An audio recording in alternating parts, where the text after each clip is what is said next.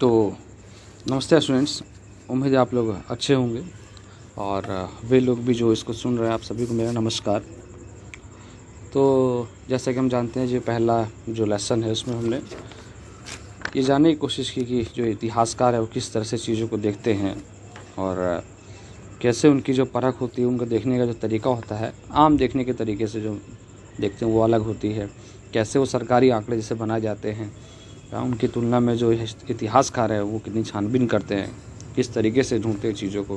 हमने तारीखों के महत्व और ज़्यादा महत्व ना देना, दोनों बातों पर हमने देखा है। क्यों कभी ये महत्वपूर्ण हो जाते हैं, क्यों नहीं। हमने ये भी देखा कि क्यों आज जो इस किताब में हम पढ़ेंगे वो राजाओं के इतिहास को नहीं, हम आम आदमी के इतिहास की नज़र से देखेंगे। क्योंकि अब तक हम भी जानते हैं कि वो राजाओं के इतिहास के तौर पे हम जानते हैं, शाहजहाँ, अकबर, कुछ इस तरह से ऐतिहासिक चंद्रगुप्त, कई ऐसे राजा रहे हैं इनके बारे में बातें ज़्यादा होती है, लेकिन इस किताब में आप अलग नज़रिए से देखेंगे।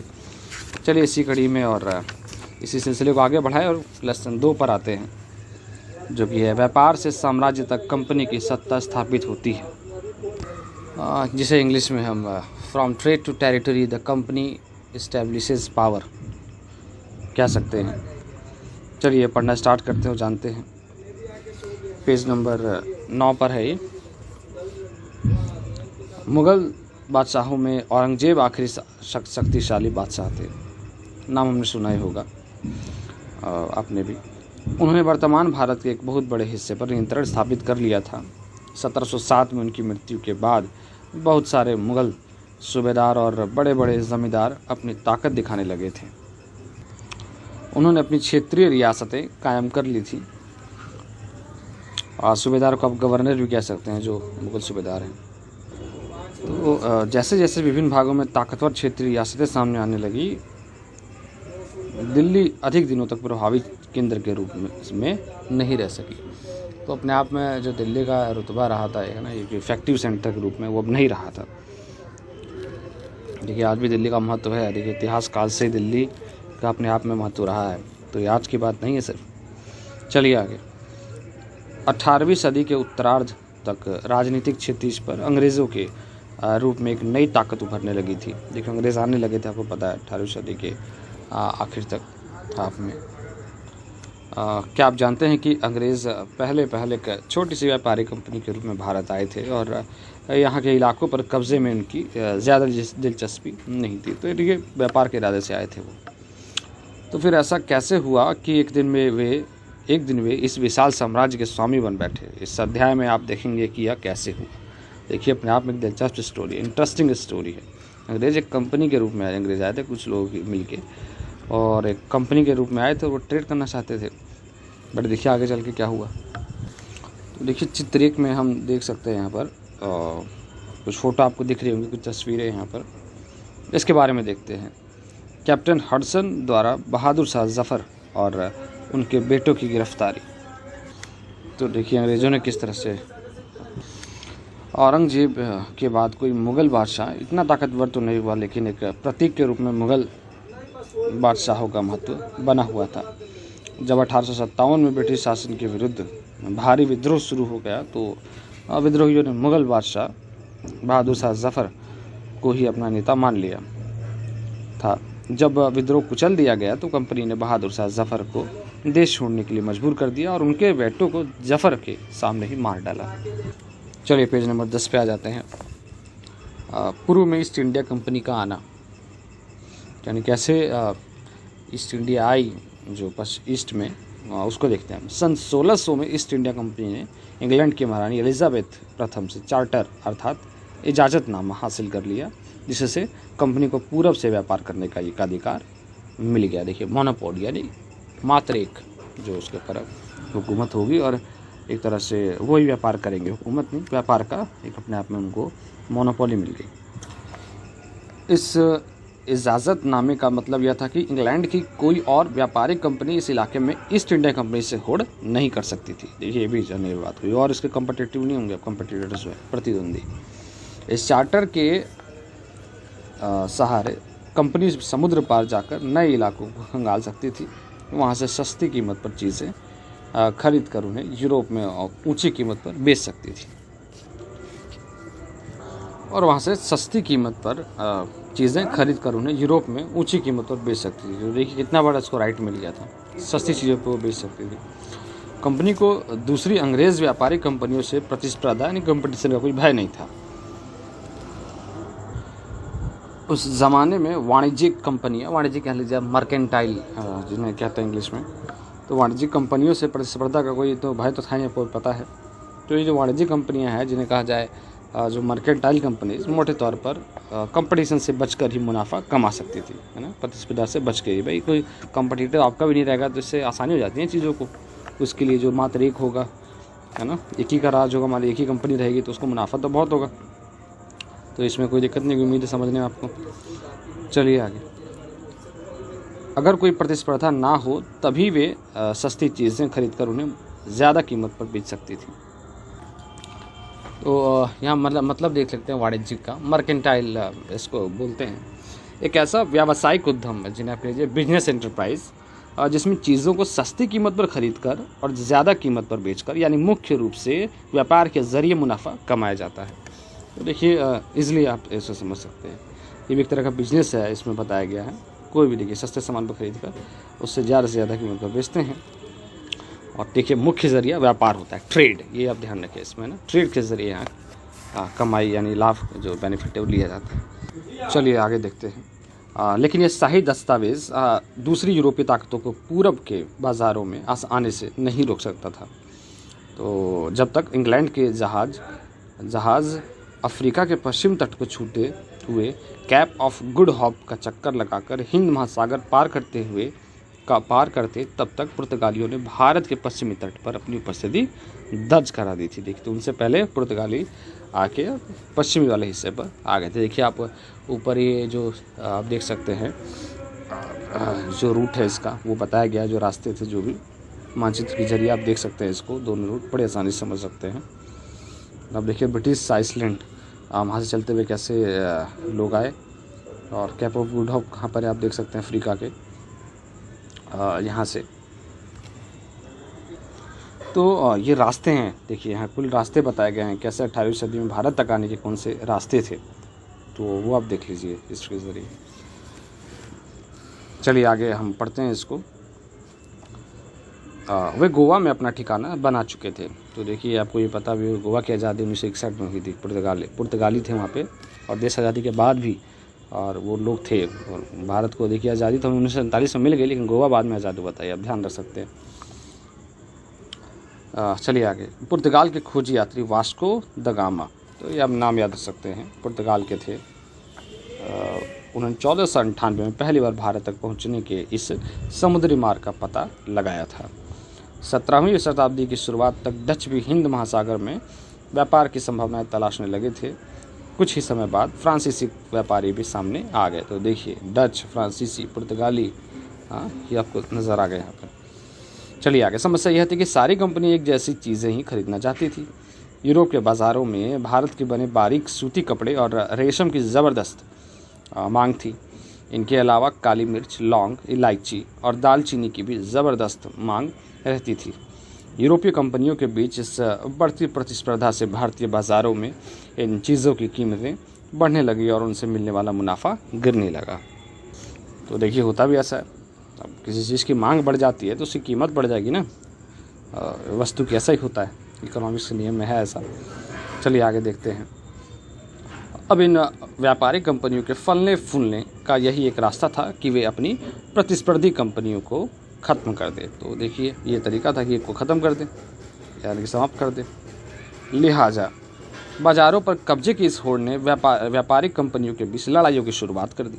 17वीं और 18वीं सदी में जब भी मौका मिलता, कोई सी एक कंपनी किसी दूसरे कंपनी के जहाज़ डुबो देती। देखिए रास्ते में रुकावटें खड़ी कर देती और माल से लदे जहाज़ों को अगले पेज नंबर 11 पे बढ़ने से रोक देती। तो देखिए ऐसा भी तरीके आजमाए जाते थे, कंपटीशन था, एक दूसरे को ऐसे करते हैं कई बार, और वहाँ पर भी ऐसा ही हुआ। तो इस बात को आप स्टोरी की तरह समझिए, ज़्यादा कठिन नहीं। अगर स्टोरी की तरह आप समझेंगे तो आपको हिस्ट्री इतनी बोरिंग नहीं लगेगी। ये भी कहानी की तरह तो है, ये घटनाएं घटी, जैसे आज ये घटना घट रही है, आज ही की बात, और देखिए आगे इतिहास हो जाएगी। जब ये 20 साल बाद आज के दिन की बात करेंगे इन सालों को, तो ये सब इतिहास में गिने जाएंगे। तो ये सब घटना घटी थी, इसको ये सब समझिए। पहले कौन आया, अब थोड़े नाम आपको याद रखने हैं क्रोनोकली, है ना, क्रोनोलॉजिकली, है ना, कालक्रम के अनुसार से कौन पहले कैसे आए किस तरह से। और फिर कंपटीशन होने लगा, इजली थी और बड़ी बात है नहीं। और हर कोई ज़्यादा मुनाफा चाहता था और अपने जो कंपटीटर था, जो प्रतिद्वंदी को हटाना चाहते थे रास्ते से। चलिए आगे। यह व्यापार हथियारों की मदद से चल रहा था और व्यापारिक चौकियों को किलेबंदी के जरिए सुरक्षित रखा जाता था। तो देखिए चारों तरफ किलेबंदी, जैसे लाल किला है, किला ही तो है, फोर्ट कहते हैं इससे, ना, फोर्टिफिकेशन किलेबंदी को, तो किया जाता है, इससे इसकी सुरक्षा करते थे। अपनी बस्तियों को किलेबंद करने और व्यापार में मुनाफा कमाने की इन कोशिशों के कारण स्थानीय शासकों से भी टकराव होने लगे। इस प्रकार व्यापार और राजनीति को एक दूसरे से अलग रखना कंपनी के लिए मुश्किल होता जा रहा था। आइए देखें कि यह कैसे हुआ। तो देखिए पहले तो मामला आर्थिक का था, व्यापार कर रहे थे, लेकिन देखिए व्यापार और पता है किसी देश के राजा या कोई भी नेता लोग जो चला रहे हैं उससे आप हटके कैसे हो सकते हैं। पॉलिसी तो उन्हीं की होती है ना, स्टेट गवर्नमेंट, भारत की सरकारी तो नीति बनाएगी कैसे बिजनेस होगा भारत के साथ, हाँ, इसके लिए नियम कानून तो यही बनाएगी अपने देश के लिए। तो उस वक्त भी था इस तरह से लोग थे, लेकिन दिक्कतें हुई, हाँ, क्योंकि राजा फिर आ गए बीच में उस समय के और इनको दिक्कत होने लगी अंग्रेज़ों को किसी न किसी वजह से। चलिए आगे इसको पढ़ते हैं। और ईस्ट इंडिया कंपनी बंगाल में व्यापार शुरू करती है। तो अब इस वाले टाइटल से हम स्टार्ट करते हैं। पहली इंग्लिश फैक्ट्री 1651 में हुगली नदी के किनारे शुरू हुई। तो ये एक जीके के रूप में आप इसे याद सकते हैं, या उनको ना कब हुआ, एक सन है, आसान रहेगा। देखिए आज भी हुगली नदी है, आप जाएंगे कलकत्ता में तो, है ना। चलिए आगे देखते हैं।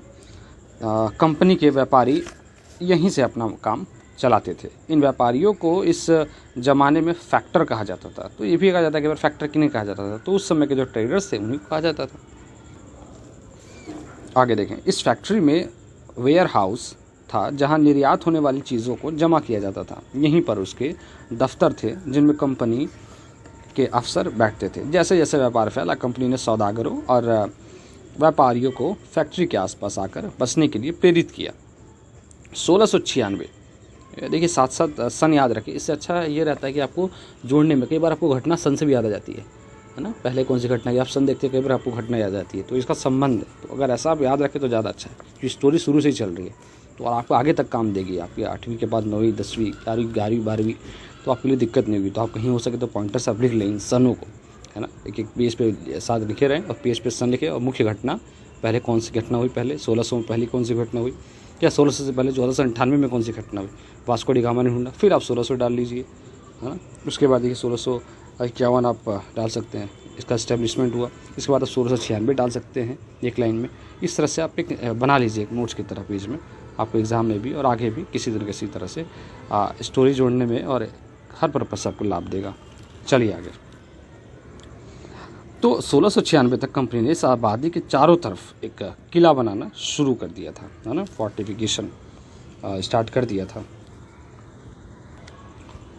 2 साल बाद उसने मुग़ल अफसरों को रिश्वत देकर 3 गांवों की ज़मींदारी भी खरीद ली। इनमें से एक गांव कालीकाता था, देखिए कालीकाता नाम था एक गांव का, जो बाद में कलकत्ता बना। तो देखिए नाम आ सकते हैं, गांव का नाम था एक कालीकाता। अब इसे कोलकाता कहा जाता है। देखिए उसका नया नाम कोलकाता है। ज़्यादातर लोग आपके जो घर में होंगे बड़े बूढ़े, हो सकता है कलकत्ता भी बोलते हैं, आप सुन लेंगे। तो कई बार ऐसा होता है, नए जो शब्द होते हैं वो चलते नहीं हैं उनके लिए। आपके लिए आप ध्यान रखें, कोलकाता भी नाम है। चलिए आगे। कंपनी ने मुग़ल सम्राट औरंगजेब को इस बात के लिए तैयार कर लिया कि वह कंपनी को बिना शुल्क चुकाए व्यापार करने का फरमान जारी कर दे। तो देखिए फरमान एक तरह का यहाँ लिखा भी, देखिए फरमान क्या है, एक शाही आदेश है ना, रॉयल ऑर्डर एक तरह का, है ना। जो राज दरबार है, जिनका राज है, वहाँ के किंग है, वो इस तरह का order as an government issue करती है इस तरह से, उसी तरह से था, एक फरमान बोलते हैं इसको। चलिए आगे देखते हैं।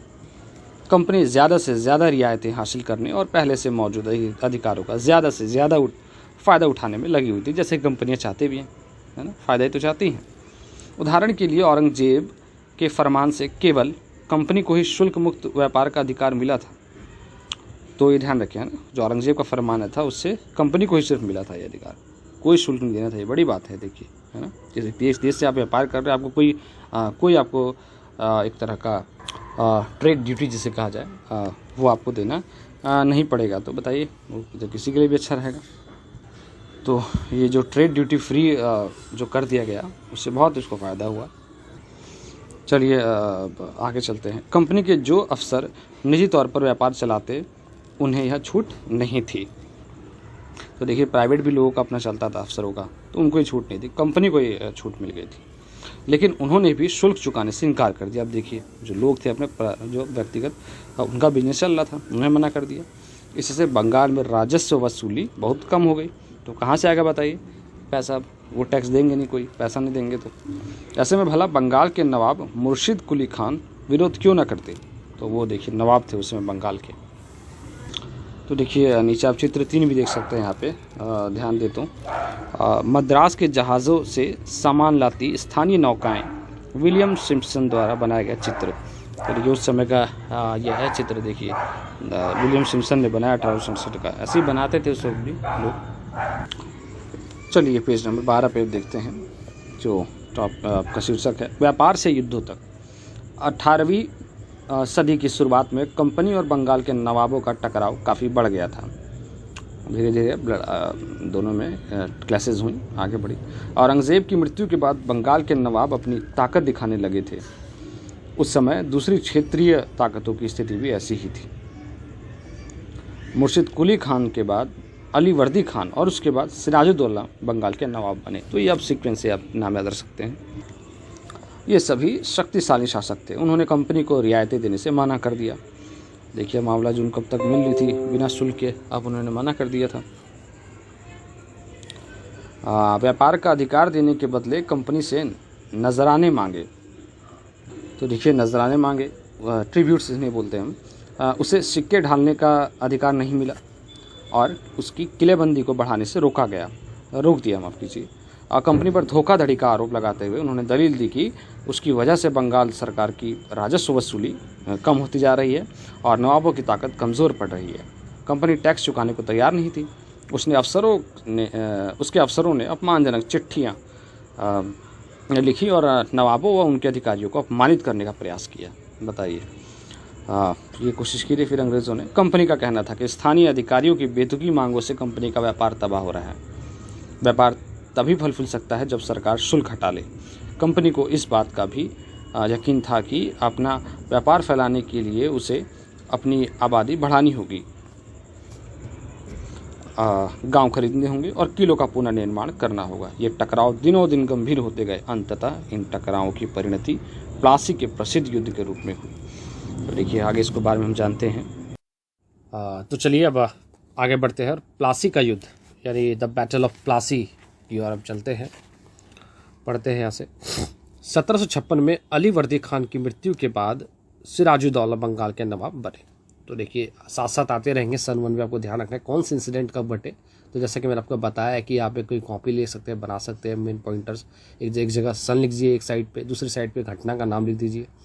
तो सन 1756 लिख दीजिए, उसके बगल में घटना लिख दीजिए अली वर्दी खान की मृत्यु। मैंने क्या कहा आपको, इससे होगा ये कि आने वाली कक्षाओं में भी और अभी भी आपको एसोसिएट करने में, कहानी की तरह सबको याद करने में आसान रहेगा। इंसिडेंट जुड़ते चले जाएंगे, आपको सारे इंसिडेंट याद होते चले जाएंगे। जब ये ज़रूर करें। तो देखिए 2 इंसिडेंट होते हैं, एक तो अली वर्दी खान भी मर रहे हैं और सिराजुद्दौला भी बंगाल के नवाब बन रहे हैं। चलिए आगे। कंपनी को सिराजुद्दौला की ताकत से काफ़ी भय था। सिराजुद्दौला की जगह कंपनी एक ऐसा कठपुतली नवाब चाहती थी जो उसे व्यापारिक रियायतें और अन्य सुविधाएं आसानी से देने में आनाकानी ना करे। भाई कोई परेशानी ना करे किसी तरह का। देखिए एक शब्द है कठपुतली, पपेट आपने सुने होंगे वर्ड्स भी, है ना, देखे भी होंगे आपने। अक्सर कठपुतली का खेल होता है।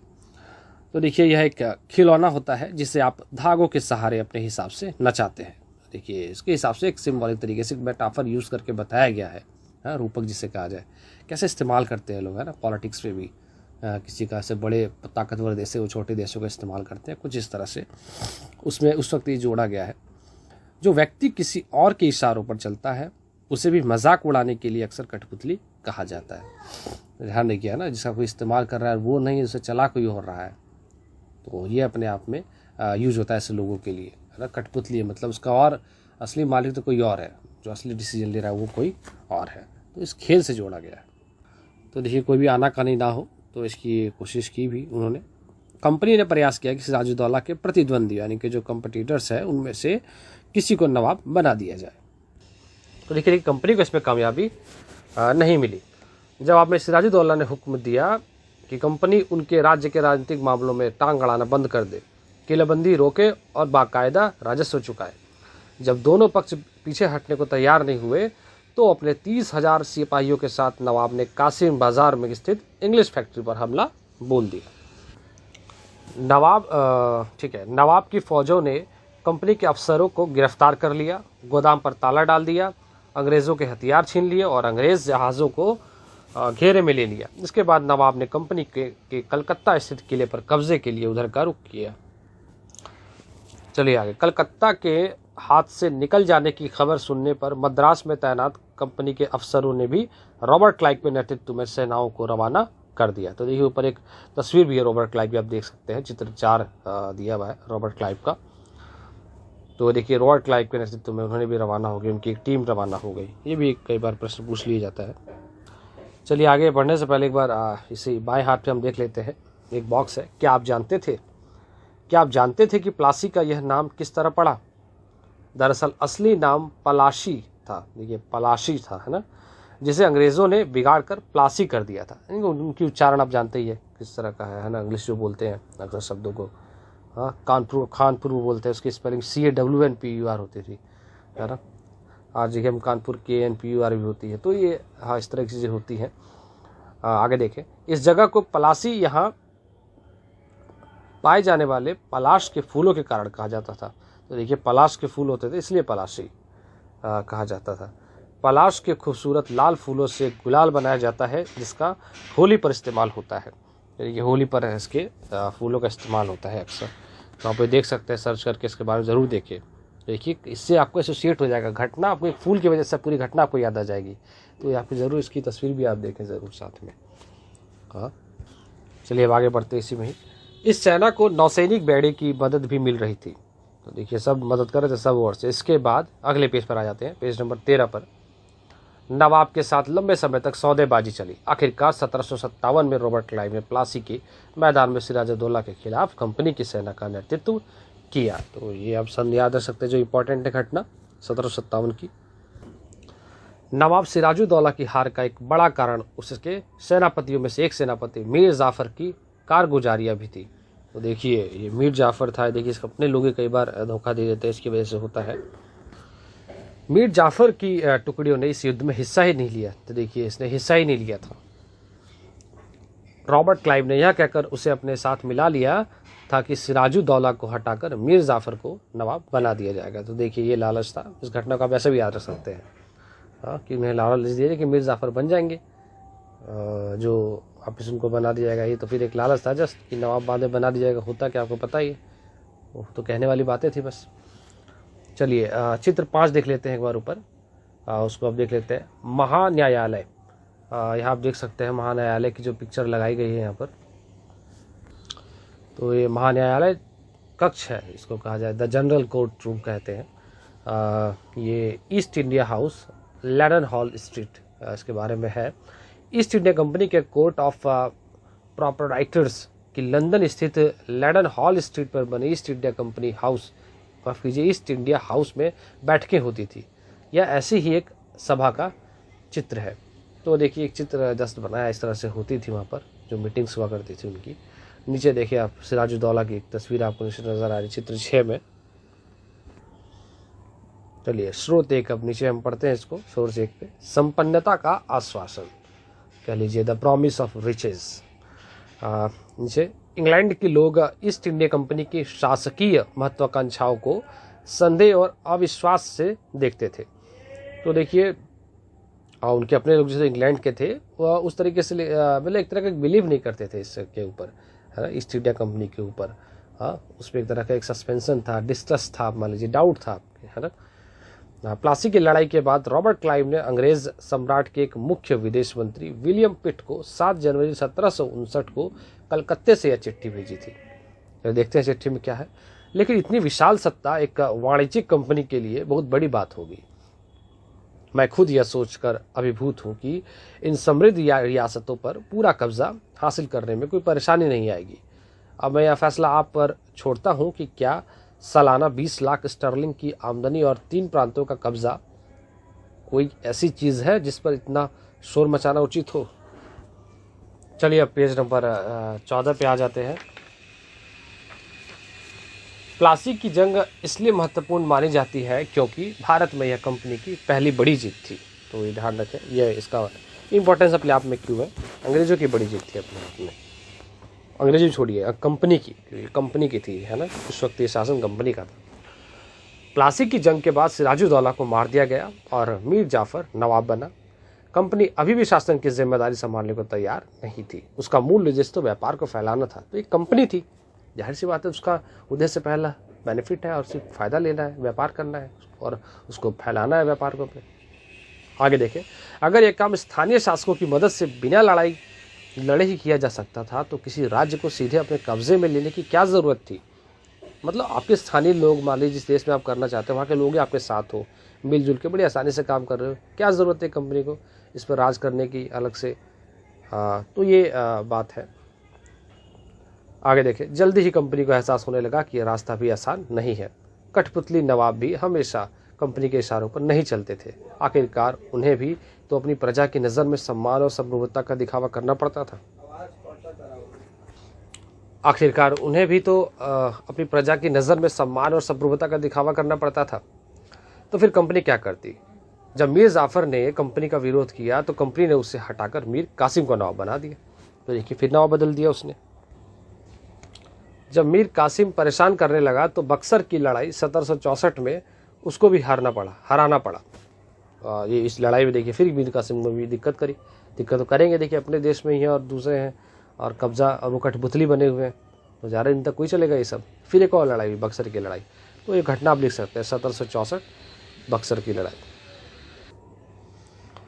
उसे बंगाल से बाहर कर दिया गया और मीर जाफर को दोबारा नवाब बनाया गया। तो फिर देखिए मीर जाफर को दोबारा बना दिया गया। अब नवाब को हर महीने 5 लाख रुपए कंपनी को चुकाने थे। अब नवाब को देने थे 5 लाख। कंपनी अपने सैनिक खर्चों से निपटने, व्यापारिक ज़रूरतों तथा अन्य खर्चों को पूरा करने के लिए और पैसा चाहती थी। कंपनी और ज़्यादा इलाके तथा और ज़्यादा कमाई चाहती थी।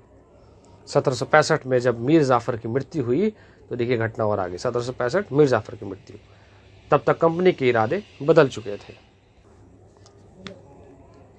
कठपुतली नवाबों के साथ अपने खराब अनुभवों को देखते हुए क्लाइव ने ऐलान किया कि अब हमें खुद ही नवाब बनना पड़ेगा। तो क्लाइव ने पैसा लगा और खुद फैसला कर लिया। फिर उन्होंने आखिरकार 1765 में मुगल सम्राट ने कंपनी को ही बंगाल प्रांत का दीवान नियुक्त कर दिया। तो देखिए 1765 में एक और ये घटना हुई मुगल सम्राट में। दीवानी मिलने के कारण कंपनी को बंगाल के विशाल राजस्व संसाधनों पर नियंत्रण मिल गया था। तो देखिए उसके बाद और उसका दायरा बढ़ गया था और कंट्रोल काफ़ी ज़्यादा हो गया था, तो उसके भी रिसोर्सेज थे अपने बंगाल के। इस तरह कंपनी की एक पुरानी समस्या हल हो गई थी। 18वीं सदी की शुरुआत से ही भारत के साथ उसका व्यापार बढ़ता जा रहा था, लेकिन उसे भारत में ज़्यादातर चीज़ें ब्रिटेन से लाए गए सोने और चांदी के बदले में खरीदनी पड़ती थी। तो देखिए जो सौदे करने पड़ते थे अपने सोने चांदी को देकर करने पड़ते थे।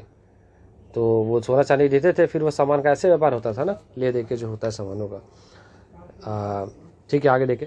इसकी वजह ये थी कि उस समय ब्रिटेन के पास भारत में बेचने के लिए कोई चीज़ नहीं थी, तो देते क्या वो। चलिए आगे। प्लासी की जंग के बाद ब्रिटेन से सोने की निकासी कम होने लगी। ठीक है, कंट्रोल आ गया था कंपनी का। और बंगाल की दीवानी मिलने के बाद तो ब्रिटेन से सोना लाने की ज़रूरत ही नहीं रही। अब भारत से होने वाली आमदनी के सहारे कंपनी अपने खर्चे चला सकती थी। तो बिल्कुल अब ज़रूरत ही नहीं पड़ी ब्रिटेन से सोना वोना कुछ लाने की, और काम चल रहा था। आगे देखिए, अब भारत से होने वाली आमदनी के सहारे कंपनी अपने खर्चे चला सकी थी। इस कमाई से कंपनी भारत में सूती और रेशमी कपड़ा खरीद सकती थी। तो देखिए, तो खुद कमाई भी हो रही थी उसकी, तो वो सूती और रेशमी कपड़े भारत से खरीद रही थी अपने, और अपनी फौजों को संभाल सकती थी और कलकत्ते में किलों और दफ्तरों के निर्माण की लागत उठा सकती थी। तो अपने सारे काम वो कर सकती थी और कमाई हो ही रही थी उसकी भारत में। तो जो डिपेंडेंसी थी ब्रिटेन से लाने वाली वो भी ख़त्म हो गई। अब तो बहुत आज़ादी मिल गई इनके पास, अब कंट्रोल इनके पास आ गया था सब कुछ। उम्मीद आप समझ पा रहे बात को। ज़्यादा से ज़्यादा जब कंट्रोल आएगा तो बताइए, आप सब कुछ संभाल लेंगे ना, आपको तो अच्छा लगने लगेगा किसी को भी। चलिए आगे बढ़ने से पहले जो बॉक्स में है स्रोत 1 सोर्स 2 पे हम देख लेते हैं नवाब की शिकायतें। इसको एक बार देख लेना चाहिए, जो द नवाब कंप्लेंट्स, ये कंप्लेंट्स क्या थी। 1733 में बंगाल के नवाब ने इंग्लिश के व्यापारियों के बारे में यह कहा था, क्योंकि उस समय के सोर्सेज हैं जो वो बताते हैं कैसे चला था। देखते हैं इसको। जब वे पहली बार हमारे देश में आए थे तो उन्होंने सरकार के सामने विनती करते हुए कहा था कि उन्हें एक फैक्ट्री बनाने के लिए थोड़ी सी ज़मीन दे दी जाए। उन्हें वह ज़मीन तो मिल गई, पर उन्होंने तो वहाँ मजबूत किला ही खड़ा कर डाला। इसके चारों तरफ गड्ढे बना दिए थे जो नदी से जुड़ते हैं। दीवारों पर उन्हें ना जाने कितनी तोपें तैनात करती हैं। उन्होंने बहुत सारे सौदागरों और अन्य लोगों को अपने मातहत करने के लिए तैयार कर लिया है और वह 1 लाख रुपए राजस्व वसूल कर रहे हैं। वे असंख्य औरतों और मर्दों को उनके ही देश में गुलाम बनाकर लूट खसोट रहे हैं। तो देखिए बात 1733 की है। चलिए आगे देखते हैं। तो अगला जो पॉइंटर से कंपनी के अफसर नवाब बन बैठे। तो देखिए जब कंपनी के अपने जो अफसर थे अब वो नवाब, अब वो कहलाने लगे खुद। आगे पढ़ते हैं। नवाब बनने का क्या मतलब था? इसका एक मतलब तो यही था कि कंपनी के पास अब सत्ता और ताकत थी। ये नवाब से मतलब था, ये पावर आ जाएगी आपके पास में। लेकिन इसके कुछ और फायदे भी थे। कंपनी का हर कर्मचारी नवाबों की तरह जीने के ख्वाब देखने लगा था। तो देखिए अब हर कोई अब इसी में उस तरह सोचने लगे थे। तो अगले पेज 15 पे अब आ गए, उस पर देखते हैं। प्लासी के युद्ध के बाद बंगाल के असली नवाबों को इस बात के लिए बाध्य कर दिया गया कि कंपनी के अफसरों को निजी तोहफे के तौर पर ज़मीन और बहुत सारा पैसा दें। तो देखिए एक और तरीका ये आ गया। तो सबको देना पड़ा था ना कि कंपनी के हर एक जो कर्मचारी है उनको भी अब ऐश की ज़िंदगी जीने के लिए अब बाध्य होना पड़ेगा और सबको तोहफे देने होंगे जो वहाँ के राजा होंगे। कंपनी ने ऑर्डर दिया इस तरह के, है ना। आगे देखें। खुद रॉबर्ट क्लाइव ने ही भारत में बेहिसाब दौलत जमा कर ली थी। 1743 में जब वह इंग्लैंड से मद्रास अब चेन्नई आया था तो उसकी उम्र 18 साल की थी। 1767 में जब वह 2 बार गवर्नर बनने के बाद हमेशा के लिए भारत से रवाना हुआ तो यहाँ उसकी दौलत, जो देखिए आपको तो देखिए जो 1767 तक वो 2 बार बन चुका था ये गवर्नर। तो उसकी जो अपने आप में 4,01,102 पाउंड के बराबर थी। देखिए उसकी दौलत जब वो लौटा था 1767 में। दिलचस्प बात यह है कि गवर्नर के अपने दूसरे कार्यकाल में उसे कंपनी के भीतर फैले भ्रष्टाचार को खत्म करने का काम सौंपा गया था। लेकिन 1772 में कंपनी, अब आप कीजिए ब्रिटिश संसद में उसे खुद भ्रष्टाचार के आरोपों पर अपनी सफाई देनी पड़ी थी। तो देखिए मेन काम से खुद था भ्रष्टाचार मिटाए, करप्शन मिटाए, बट खुद वो करप्शन में लिप्त था। उसके बाद में मामले चले उसको लेकर भी। लेकिन ठीक है, अब देखिए खुद वो भ्रष्टाचार में उनको सफाई देनी पड़ रही थी। आगे देखें। सरकार को उसकी अकुल संपत्ति के स्रोत संदेहास्पद लग रहे थे। मतलब उन्होंने कहाँ से अपनी संपत्ति इकट्ठा कर ली थी, उस पर डाउट एक तरह का था, है ना, कि गैर कानूनी तरीके से। उनके भी तो अपने नियम कानून थे ना, तो बने तो उस टाइप से। लेकिन उनको लगा कि कहाँ से इतने इकट्ठा कर लीजिए। उसे भ्रष्टाचार आरोपों से बरी तो कर दिया गया, लेकिन 1774 में उसने आत्महत्या कर ली। तो ये भी इंसिडेंट है, आप लिख सकते हैं। 1774 में उसने आत्महत्या कर ली। चलिए आगे देखते हैं। कंपनी के सभी अफसर क्लाइव की तरह दौलत इकट्ठा नहीं कर पाए। बहुत सारी बीमारियों और लड़ाई के कारण कम उम्र में ही मौत का निवाला बन गया। तो देखिए सब तो ऐसा नहीं कर पाएंगे। देखिए लड़ाइयाँ होती थी, पहले भी थी उनकी। इसके अलावा उन सभी को भ्रष्टाचार और बेईमान मानना भी सही नहीं होगा। उनमें से बहुत सारे अफसर साधारण परिवारों से आए थे। उनकी सबसे अच्छी बड़ी इच्छा बस यही थी कि वे भारत में ठीक ठाक पैसा कमाएं और ब्रिटेन लौटकर आराम की ज़िंदगी बसर करें। तो सब लोग इसमें लिप्त नहीं थे, मतलब कहा जाए बड़े अधिकारी थे। वो तो सिंपली एक वर्कर जैसे होते हैं, वो काम कर रहे थे, उनको ऑर्डर मिलता है वो कर रहे थे। चलिए आगे। जो जीते जी धन दौलत लेकर वापस लौट गए, उन्होंने वहाँ आलिशान जीवन जिया। उन्हें वहाँ के लोग नवाब कहते थे। यह भारतीय शब्द नवाब का ही अंग्रेजी संस्करण बन गया। नवाब देखिए ऐसे ही कई वर्डों का इस तरह से होता है। उन्हें लोग अक्सर नए अमीरों और सामाजिक हैसियत में रातों रात ऊपर आने वाले लोगों के रूप में देखते थे। नाटकों और कार्टूनों में उनका मजाक उड़ाया जाता था। तो देखिए अक्सर इस तरह से उनका भी मजाक उड़ाया जाता था, उस तरीके से कार्टून के माध्यम से। तो देखिए बहुत जल्दी भाई लगा यहाँ से पैसा लेके जाएंगे अचानक, और वहाँ पे तो बहुत पैसा हो जाता है तो वो इस वजह से वहाँ उनकी बहुत जल्दी वो वहाँ अचानक अमीर बनते थे जल्दी से, है ना, क्योंकि यहाँ पे कहाँ, क्योंकि यहाँ को रहना नहीं था अंग्रेज़ों को यहाँ पे, तो उनके सिपाही थे वो, तो फिर उनका असली देश तो ब्रिटेन ही था ना। चलिए आगे, कंपनी का फैलता शासन। तो देखिए कंपनी रूल एक्सपेंड सब धीरे धीरे और फैलने लगी थी। यदि हम 1757 से 1857 के बीच ईस्ट इंडिया कंपनी के द्वारा भारतीय राज्यों पर कब्जे की प्रक्रिया को देखें तो कुछ महत्वपूर्ण बातें सामने आती है। तो इस पूरे 100 साल को अगर हम देखें नजर आती है। किसी अनजान इलाके में कंपनी ने सीधे सैनिक हमला प्राय नहीं किया। देखिए ये भी चालाकी एक तरह की है ना, सीधा उन्होंने सैनिक हमला नहीं किया था, मिलिट्री अटैक कर दिया उन्होंने जाके। उसने किसी भी भारतीय रियासत का अधिग्रहण करने से पहले विभिन्न राजनीतिक, आर्थिक और कूटनीतिक साधनों का इस्तेमाल किया। तो देखिए उसने हर तरीके का इस्तेमाल किया है ना, पॉलिटिकली, इकोनॉमिकली, है ना, रिश्वत देके कुछ होता है, कूटनीतिक, डिप्लोमेटिक तरीके से काम किया, सीधा हमला नहीं किया। अपने आप में देखिए दिमाग वाला मतलब काम उन्होंने अपने तरीके से किया, अपने फ़ायदे के लिए। तो देखिए हमें किसी से भी सीखने को मिले, हमें सीखा जा सकता है सही चीज़ किसी से भी, है ना। ये कई बार ऐसा होता है हमें हमला नहीं कर, लड़ाई झगड़ा से बात नहीं होती, केवल बातचीत करने के ढंग से भी कामयाब होते हैं। तो उनके तरीके कई बार होते हैं, उसके अगर सकारात्मक रूप से इस्तेमाल किया है तो ज़रूर हमें सबसे सीखना भी चाहिए। लेकिन देखिए गलत मकसद था इनका, पता है अंग्रेज़ों का लूटना ही था। चलिए अब आगे देखते हैं इसको। बक्सर की लड़ाई, जब हम जानते हैं 1764 में, हम पहले भी देख चुके हैं, के बाद कंपनी ने भारतीय रियासतों में रेजिडेंट तैनात कर दिए। तो देखिए इन्होंने हर एक जो रियासत में रेजिडेंट तैयार कर दिए। ये कंपनी के राजनीतिक या व्यावसायिक प्रतिनिधि होते थे, पॉलिटिकली, या फिर कहा जाए जो उनका भी तो अपना बिजनेस था उस तरीके से। उनका काम कंपनी के हितों की रक्षा करना और उन्हें आगे बढ़ाना था। रेजिडेंट के माध्यम से कंपनी के अधिकारी भारतीय राज्यों की भीतरी मामलों में भी दखल देने लगे थे। तो ये सहारा लेके इसका और आगे बढ़ते थे और इस्तेमाल करते थे। चलिए आगे देखें। उनका काम कंपनी के हितों की रक्षा करना और उन्हें आगे बढ़ाना था, ना, उनके इंटरेस्ट के लिए काम करते थे। रेजिडेंट के माध्यम से कंपनी के अधिकारी भारतीय राज्यों के भीतरी मामलों में भी दखल देने लगे थे। तो देखिए इसी तरीके से वो इसका फ़ायदा उठा रहे थे। अगला राजा कौन होगा, किस पद पर किसको बिठाया जाएगा, इस तरह की चीज़ें भी कंपनी के अफसर ही तय करना चाहते थे। कई बार कंपनी ने रियासतों पर सहायक संधि भी थोप दी। तो देखिए सब्सिडरी अलायंस से कहा जाता है, तो उन्होंने कई बार ये थोपा भी। जो रियासत इस बंदोबस्त को मान लेती थी उसे अपनी स्वतंत्र सेनाएं रखने का अधिकार नहीं रहता था। देखिए कितनी बड़ी ये बात है इनके हिसाब से। अंग्रेजों की क्या करते थे कि उनके अपने सैनिक ही नहीं होंगे। देखिए सेना किसी भी जगह पर अपना एक महत्वपूर्ण स्थान रखती है, कहीं पर कब्जा रखना हुआ, कहीं रक्षा करने की बात हुई तो बिल्कुल ये संधि में ही करते थे कि उनकी अपने आप में सेना नहीं रहेगी, है ना, उनका अधिकार नहीं होगा। इस संधि की बड़ी खास बात थी, ध्यान रखें। तो पूछ सकते हैं आपसे इस सहायक संधि की खास बात क्या थी, तो यही थी। चलिए सोर्सेस 3 पे हम देख लेते हैं एक बार।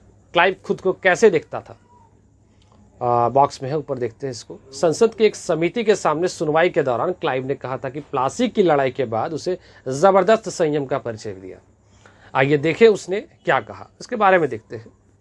नीचे लिखा हुआ है, उस स्थिति की कल्पना कीजिए जहां प्लासी की जीत ने मुझे ला खड़ा कर दिया था। एक ताकतवर राजा मेरे इशारों पर चल रहा था, एक संपन्न शहर मेरी दया पर था, उसके सबसे दौलतमंद महाजन मेरी एक एक मुस्कुराहट के लिए एक दूसरे की गिरेबान खींच रहे थे। मैं ऐसे खजानों के बीच से गुजर रहा था जो सिर्फ मेरे लिए खुले हुए थे। एक तरफ सोना और दूसरी तरफ जवाहरात थे। अध्यक्ष महोदय, मैं अपने इस संयम को देखकर खुद हैरान हूँ। तो देखिए अपने आप को किस तरह से बताया था क्लाइव ने। अंत बहुत ख़राब रहा, पर देखिए उसने इसके अपने बारे में किस तरह से उसने बताया, उसके बारे में एक्सप्लेन किया है। चलिए आगे बढ़ने से पहले इस बॉक्स में जो दी गई एक्टिविटी है उसको हम देख लेते हैं। गतिविधि, कल्पना कीजिए कि आप कंपनी के एक युवा अफसर हैं और कुछ महीने के लिए भारत आए हैं। अब इंग्लैंड में रहने वाली अपनी माँ के नाम एक चिट्ठी लिखकर उन्हें अपनों ऐशो आराम भरी जिंदगी के बारे में बताएं और उसकी तुलना ब्रिटेन में अपने पुराने जीवन से करें। तो देखिए कल्पना है, ये आपको अच्छी एक्टिविटी दी है, आप सोच सकते हैं इस पर। तो देखिए आप थोड़ा सोचेंगे भी तो कितना, क्योंकि बहुत सुविधा होगी ना यहाँ पर। अंग्रेज़ों का राज था, बताइए, हर तरह की चीज़ आप इमेजिन करें, सोचें, ये बात करें अपने दोस्तों से आपस में, अपने किसी बड़े से उसके बारे में। और मन करे तो आप कमेंट बॉक्स में भी शेयर करें हमारे साथ कि ठीक है। आगे अगले पेज पर देखते हैं, पेज नंबर 16 पे हम आगे आते हैं। थी और सहायक सेना के रखरखाव के लिए वह कंपनी को पैसा देती थी। तो देखिए सब्सिडरी फोर्सेस थी, देखिए उसके लिए भी जो रहेंगी सहायक सेना, उसके लिए वो कंपनी को पैसा देंगे। फिर उसके लिए भी माफ़ कीजिए, पिछले पेज का मैंने पढ़ा नहीं था लाइन, उसको हम अगर पढ़ लेते हैं फिर देखते हैं 15 पेज वाला, फिर आगे 16 भी देखेंगे। उसे कंपनी की तरफ से सुरक्षा मिलती थी, तो कंपनी सुरक्षा देती थी, अब उनकी अपनी नहीं रह गई। सहायक सेना के रखरखाव के लिए वह कंपनी को पैसा देती थी। तो देखिए जो सब्सिडरी फोर्सेस थी अब मेंटेन, अब उस इंग्लैंड के जो कंपनी होगी उसके अंडर में थी, तब उसके हिसाब से काम करना था, है ना। और देखिए सेना भी कौन देगा, खुद अब कंपनी देगी, और उसको खुद पैसा भी देना पड़ेगा। देखिए कितनी चालाकी करते थे अंग्रेज इस तरीके से। चलिए आगे, अगर भारतीय शासक रकम अदा करने में चूक जाते थे तो जुर्माने के तौर पर उनका इलाका कंपनी अपने कब्जे में ले लेती थी। तो देखिए ये भी करते थे, अगर नहीं चुका पाए वैसा तो इलाके ले लेती थी। उदाहरण के लिए जब रिचर्ड वेलेस्ली गवर्नर जनरल 1798 से 1805 के करीब थे, ये जब ध्यान रखें गवर्नर जनरल कब से कब तक थे, रिचर्ड वेलेस्ली 1798 से 1805। ये भी आप ध्यान रख सकते हैं, नाम लिख के सन किससे किस था, आपको ये भी काम आ सकता है। तो देखिए जो गवर्नर जनरल थे ये वेलेस्ली था, उस समय अवध के नवाब को 1801 में अपना आधा इलाका कंपनी को सौंपने के लिए मजबूर किया गया, क्योंकि नवाब सहायक सेना के लिए पैसा अदा करने में चूक गए थे। तो देखिए एक एग्जाम्पल भी है यहाँ पर, देखिए वो नहीं दे पाए थे, उसकी जो रकम अदा करनी होती है। इसी आधार पर हैदराबाद के भी कई इलाके छीन लिए गए थे। तो ये तो इनके तरीके होते थे अंग्रेज़ों के, अपने तरीके। चलिए आगे बढ़ने से पहले चित्र 7 देख लेते हैं हम। अपने बेटे और ब्रिटिश रेजिडेंट के साथ खड़े नवाब सुजाउद्दौला टिली कैटल द्वारा बनाया गया चित्र। तो ये चित्र को आप ये देख सकते हैं ऊपर लेफ्ट साइड पे। बक्सर की लड़ाई के बाद हुई संधियों के फलस्वरूप नवाब सुजाउद्दौला के ज़्यादातर अधिकार छीन लिए गए थे, लेकिन यहाँ वह रेजिडेंट के सामने अपनी चिर परिचित शाही शानो शौकत के साथ दिखाई दे रहे हैं। तो देखिए रेजिडेंट के सामने ये दिख रहा है, लेकिन देखिए फिर तो अंग्रेजों ने काम खराब कर दिया था इनका, ऐसा करते भी थे। चलिए आगे चलते हैं। सोर्सेज 4 यानी कि आगे बढ़ते हैं, इसे देखते हैं। रेजिडेंट की ताकत क्या होती थी। कंपनी द्वारा नियुक्त किए गए रेजिडेंट्स के बारे में स्कॉटलैंड के प्रसिद्ध अर्थशास्त्री और राजनीतिक दार्शनिक जेम्स मिल ने यह कहा था। क्योंकि जेम्स मिल का हम नाम पहले सुन भी चुके हैं, हिस्ट्री ऑफ इंडिया जिनकी किताब थी उसके बारे में। चलिए आगे देखते हैं क्या कहते हैं ये। दरअसल रेजिडेंट रियासत का राजा होता है, हम उसे अहस्तक्षेप की मनचाही निषेधाज्ञा के तहत काम करने की छूट देते हैं। तो देखिए यहाँ निषेधाज्ञा वर्ड जो यूज हुआ है इंग्लिश में, इसे इंजक्शंस क्या एक वर्ड यूज़ होता है, एक तरह का निर्देश ही होता है। इंस्ट्रक्शंस जैसे आपने सुना होगा, देते नहीं निर्देश होते हैं सर के, अक्सर एग्ज़ाम्स में भी आपको दिए जाते हैं निर्देश, कुछ इस तरह से। एक छोटा मैंने एग्जाम्पल बताया, मतलब वो रेजिडेंट भी किसी निर्देश पर काम कर रहे थे। आगे देखते हैं। जब तक स्थानीय राजा पूरी तरह अधीनस्थ रहता है, देखिए अधीनस्थ वर्ड जो होता है सबसर्वियंस इंग्लिश शब्द है इसके लिए।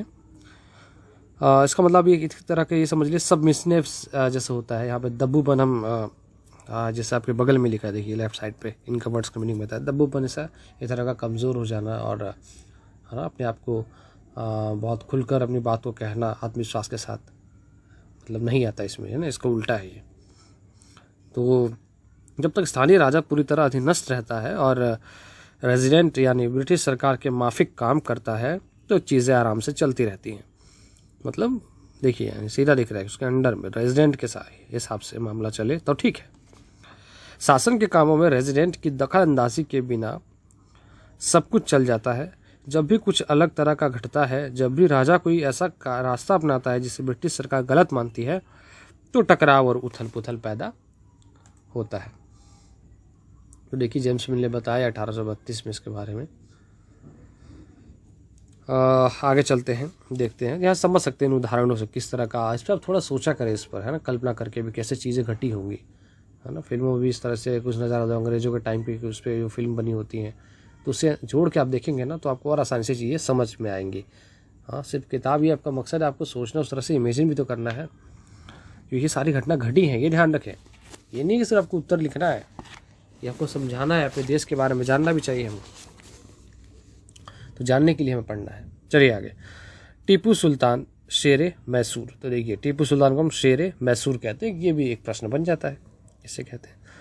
चलिए आगे, जब कंपनी को अपनी राजनीतिक और आर्थिक हितों पर खतरा दिखाई दिया तो कंपनी ने प्रत्यक्ष सैनिक टकराव का रास्ता भी अपनाया, डायरेक्ट मिलिट्री के हिसाब है ना, सपोर्ट से उन्होंने हमला किया। आगे देखें, दक्षिण भारतीय राज्य मैसूर के उदाहरण से यह बात समझी जा सकती है। नीचे चित्र 8 में आप देख सकते हैं टीपू सुल्तान का, लेफ्ट साइड में नीचे आपको नजर आ रहा है उस वक्त चित्र बनी हुई है। आगे देखें, हैदर अली शासनकाल 1761 से 1742। ये नाम और ये सन का आप ध्यान रख सकते हैं, वो घटना लिख सकते हैं किनके बीच इनका शासन कब रहा। तो जैसे आपने घटनाओं की एक जो लिस्ट बनाई, मैंने कहा एक तरफ तारीख एक तरफ जो घटना, उस तरह से आप महत्वपूर्ण शख्स लिख लीजिए, एक बिंदु कहीं पे जाके पेज छोड़ के कहीं पीछे या बीच में कहीं आगे पेजों में एक हिस्सा बना दीजिए, उस हिस्से में सिर्फ आप लिखें महत्वपूर्ण शख्स और उनकी टाइमिंग, है ना, इससे भी आपको कनेक्ट करने में आसानी हो जाती है। तो ये कहूँगा, एक घटनाओं वाली अलग बना लीजिए हिस्सा, एक ही रजिस्टर में, और एक ये वाला हिस्सा बना लीजिए महत्वपूर्ण शख्स वाले। तो देखिए, इनका शख्स कब था, हैदर अली का 1761 से 1782, और उनके विख्यात पुत्र टीपू सुल्तान। तो देखिए, इनके पिता का नाम हैदर अली था और टीपू सुल्तान बेटे थे इनके। तो इनका शासनकाल कब था, ये भी लिख लीजिए, 1742 से 1799। इनके पिता जब मरे उनके बाद से, मतलब आपको नजर आ रहा है, मतलब इसके पिता का जब शासन खत्म हुआ उनके बाद से यही आ गए, तो 1782 से 99 तक। जैसे शक्तिशाली शासकों के नेतृत्व में मैसूर काफ़ी ताकतवर हो चुका था। मालाबार तट पर होने वाला व्यापार मैसूर रियासत के नियंत्रण में था। तो यही सब ध्यान रखें, और जाके आप खुद सर्च करके क्रोम पे देख सकते हैं मैसूर रियासत क्या थी, है ना, इसके अंतर्गत आता था, जो मालाबार तट होता था उसे कंट्रोल करते थे, जहाँ से कंपनी काली मिर्च और इलायची खरीदती थी। 1785 में टीपू सुल्तान ने अपनी रियासत में पड़ने वाले बंदरगाहों से चंदन की लकड़ी, काली मिर्च और इलायची का निर्यात रोक दिया। देखिए, महत्वपूर्ण घटना थी। अब निर्यात रोक देगा तो बताइए कहाँ से जाएगा सामान उधर, ये ऐसा याद रख सकते हैं घटना महत्वपूर्ण। 1785 निर्यात पर रोक, है ना, वो सामान का लिख लीजिए क्या क्या मसाले ले जाते थे वो। सुल्तान ने स्थानीय सौदागरों को भी कंपनी के साथ कारोबार करने से रोक दिया था। तो देखिए, वो भी ये नियम ला चुके थे। टीपू सुल्तान ने भारत में रहने वाले फ्रांसीसी व्यापारियों से घनिष्ठ संबंध विकसित किए और उनकी मदद से अपनी सेना का आधुनिकीकरण किया। देखिए, तो उनके साथ उन्हें हाथ मिला लिया, ये भी ध्यान सकते हैं, यानी फ्रांस की सेना से, ना कि ब्रिटिश, ये ध्यान रखें। चलिए अगले पेज, यानी पेज 17 पे अब देखते हैं। सुल्तान ने इन कदमों से अंग्रेज आग बबूला हो गए। देखिए, जो सुल्तान के कदम थे, अंग्रेजों को गुस्सा आया इससे। उन्हें हैदर अली और टीपू सुल्तान बहुत महत्वाकांक्षी, घमंडी और खतरनाक दिखाई देते थे। अंग्रेजों को लगता था कि ऐसे राजाओं को नियंत्रित करना और कुचलना ज़रूरी है। फलस्वरूप मैसूर के साथ अंग्रेज़ों की चार चार बार जंग हुई। देखिए, जंग कौन सी, आप ये ध्यान रख सकते हैं, ज़रूरी है। आगे देखिए, श्रीरंगपट्टनम की आखिरी जंग में कंपनी को सफलता मिली। तो देखिए, इस जंग आखिरी में श्रीरंगपट्टनम की जो लड़ाई थी उसमें जीत मिली अंग्रेज़ों को। अब आपकी ये श्रीरंगपट्टनम है। आगे देखिए, अपनी राजधानी की रक्षा करते हुए टीपू सुल्तान मारे गए और मैसूर का राजकाज पुराने वोडियार राजवंश के हाथों में सौंप दिया गया। वोडियार वंश को दिया गया, ये भी ध्यान सकते हैं। इसके बाद शासन किसको मिला, वोडियार वंश को। इसके साथ ही मैसूर पर भी सहायक संधि थोप दी गई। तो उस तरह से बताया बाकायदा, और राज्य में चल रहा था उस तरह से यहाँ पर भी थोप दी गई संधि। कठपुतली वाला जो मामला हमने बताया था पहले, पपेट की तरह काम करते थे। चलिए नीचे देखते एक तस्वीर आपको नज़र में आ रही होगी, चित्र 10। उससे पहले 9 देख लेते हैं। ऊपर है एक बाएं हाथ पे इसके बारे में लिखा है, आपको दिख जाएगा। इस तस्वीर में अंग्रेज़ दिख रहे हैं, कुछ लोग और दिख रहे हैं, देख पढ़ते हैं इसके बारे में। टीपू सुल्तान के बेटों को बंधक के रूप में कॉर्नवालिस के सामने पेश किया जा रहा है, डैनियल आर्म द्वारा चित्रित। तो 1793 का है। देखिए, टीपू सुल्तान के बेटे हैं सब। कंपनी की फौजों की हैदर कंपनी की फौजों को हैदर अली और टीपू सुल्तान ने कई बार युद्ध में हराया था, लेकिन 1792 में मराठों, हैदराबाद के निज़ाम और कंपनी की संयुक्त फौजों के हमले के बाद टीपू सुल्तान को अंग्रेज़ों से संधि करनी पड़ी। तो देखिए किस किस ने हमला किया था, अपने ही लोग थे इसमें, हैदराबाद के निज़ाम भी थे, कंपनी थी, मराठे भी थे। तो इस सबके सामने झुके और इस संधि के तहत उनके 2 बेटों को अंग्रेज़ों ने बंधक के रूप में अपने पास रख लिया। ब्रिटिश चित्रकारों को ऐसे दृश्यों की तस्वीर बनाने में मज़ा आता था जिनमें अंग्रेज़ों की सत्ता की विजय दिखाई देती थी। तो देखिए वो सिंबॉलिक रूप से दिखाया इन्होंने। चलिए आगे नीचे देखते चित्र 10। आपको नज़र आ रहा होगा एक चित्र यहाँ पर। यह टीपू के एक विशालकाय मशीनी खिलौने की तस्वीर है। इसमें यह नकली शेर एक यूरोपीय सिपाही को दबाए हुए है। जब इसका हैंडल घुमाया जाता था तो नकली शेर दहाड़ता था और सिपाही के भीतर से चीख की आवाज़ें आती थी। अब यह खिलौना शेर लंदन स्थित विक्टोरिया एंड एल्बर्ट म्यूजियम में रखा है। देखिए हमारा यहाँ का जो है जगह चीज़ जो है वो अब लंदन में है। 4 मई 1799 को जब अपनी राजधानी श्रीरंगपट्टनम की रक्षा करते हुए टीपू सुल्तान की मृत्यु हो गई तो अंग्रेज इस खिलौने को भी अपने साथ ले गए। देखिए टीपू की कहानियाँ इसके बारे में लिखी हुई हैं, राइट साइड में देखेंगे तो आप। राजाओं की छवि अक्सर जनश्रुतियों से भी बनती है। तो देखिए जो लोगों के बीच में चलती है अक्सर, फोकलोर जिन्हें कहा जाए, उनसे बनती है। प्रचलित किस्सों में उनकी ताकत का खूब यशगान किया जाता है। 1782 में मैसूर के राजा अपने टीपू सुल्तान के बारे में कहा जाता है टीपू सुल्तान के बारे में क्या कहा जाता है कि एक बार वे अपने फ्रांसीसी दोस्त के साथ जंगल में शिकार खेलने गए थे। वह एक शेर उनके सामने आ गया। उनकी बंदूक ने मौके पर साथ नहीं दिया और कटार भी ज़मीन पर गिर गई। फिर भी टीपू ने निहत्थे ही शेर का मुकाबला किया और आखिरकार कटार उठा ली। अंत में उन्होंने शेर को मार गिराया। इसी के बाद से उन्हें शेर मैसूर कहा जाने लगा था। उनकी राजसी झंडे पर भी शेर की तस्वीर होती थी। तो इस घटना से जुड़ी हुई है। देखिए नाम भी आपको रटने की ज़रूरत नहीं पड़ेगी ना, शेर मैसूर नाम क्यों पड़ा, तो ये प्रचलित कहानी है, ये आप ध्यान रखिए। चलिए आगे देखते हैं अगले पेज नंबर 18 पे। मराठों से लड़ाई। 18वीं शताब्दी के आखिर से अब कंपनी मराठों की ताकत को भी काबू और ख़त्म करने में के बारे में सोचने लगी। तो देखिए अब मराठों का नंबर आ गया। 1761 में पानीपत की तीसरी लड़ाई में हार के बाद दिल्ली से देश का शासन चलाने का मराठों का सपना चूर चूर हो गया। तो ये सन देखिए 1761 में पानीपत की तीसरी लड़ाई हुई, तो घटना भी याद रखें। उन्हें कई राज्यों में बांट दिया गया। इन राज्यों की बागडोर सिंधिया, होलकर, गायकवाड़ और भोसले जैसे अलग अलग राजवंशों के हाथों में थी। ये सारे सरदार एक पेशवा सर्वोच्च मंत्री के अंतर्गत एक कन्फेडरेसी, जिसे राज्यमंडल कहा जाए, के सदस्य थे। पेशवा इस राज्यमंडल का सैनिक और प्रशासकीय प्रमुख होता था। तो देखिए पेशवा का जो पद है वो ये होता था। देखिए कन्फेडरेंसी एक तरह का गठबंधन है, ये भी आप ध्यान रखिए, एक तरह का अलायंस जिसे कहा जाए। सब मिल के देखिए गठबंधन से सरकार होती है, गठबंधन है, बहुत सारी पार्टियां मिल के आती है एक साथ, कुछ इस तरह से ही ले लीजिए। बहुत सारे जो पार्टी आती है उस तरह से बहुत सारे अलग अलग वहाँ पे जो राजा बने, अलग अलग को सौंप दिया गया, सिंधिया, होलकर, गायकवाड़, इन 12 राजवंशों को। तो देखिए अभी पेशवा जो है इस राज्यमंडल का सैनिक और प्रशासकीय प्रमुख होता था, ये भी ध्यान रखने बात है, जो और पुणे में रहता था। महादजी, सिंधिया और नाना फडणवीस 18वीं सदी के आखिर के 2 प्रसिद्ध मराठा योद्धा और राजनीतिज्ञ थे। आगे देखें, एक के बाद एक कई युद्धों में कंपनी ने मराठों को घुटने टेकने पर मजबूर कर दिया। पहला युद्ध 1782 में सालबाई संधि के तहत खत्म हुआ था, तो जिसमें कोई पक्ष नहीं जीत पाया था। तो ये सन और ये संधि का याद रखें आप। इसका नतीजा ये हुआ कि उड़ीसा और यमुना के उत्तर में स्थित आगरा व दिल्ली सहित कई भूभाग अंग्रेजों के कब्जे में आ गए। अंततः 1817 से 19 के तीसरे अंग्रेज मराठा युद्ध में मराठों की ताकत को पूरी तरह कुचल दिया गया। तो ये देखिए सन भी महत्वपूर्ण है, यहाँ मामला बिल्कुल तरह से पक्ष में आ गया अंग्रेजों के। पेशवा को पुणे से हटाकर कानपुर के पास बिठूर में पेंशन पर भेज दिया गया। देखिए उनको फिर भेज दिया कानपुर।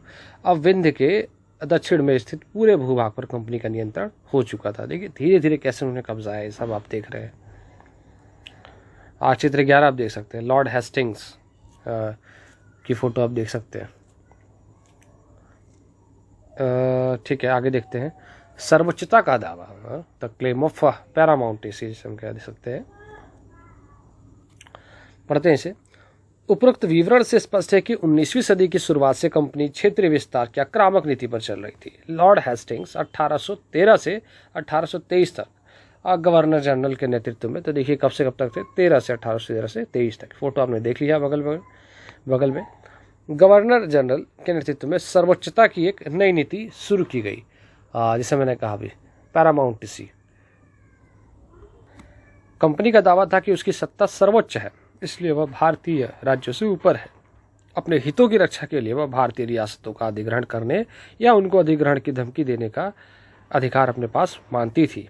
यह सोच बाद में भी अंग्रेजों की नीतियों में दिखाई देती रही। तो इन्हें सबसे बड़ा अपने आप को मानते थे। भारत में रह के अपने आप को सबसे बड़ा मानने लगी कंपनी।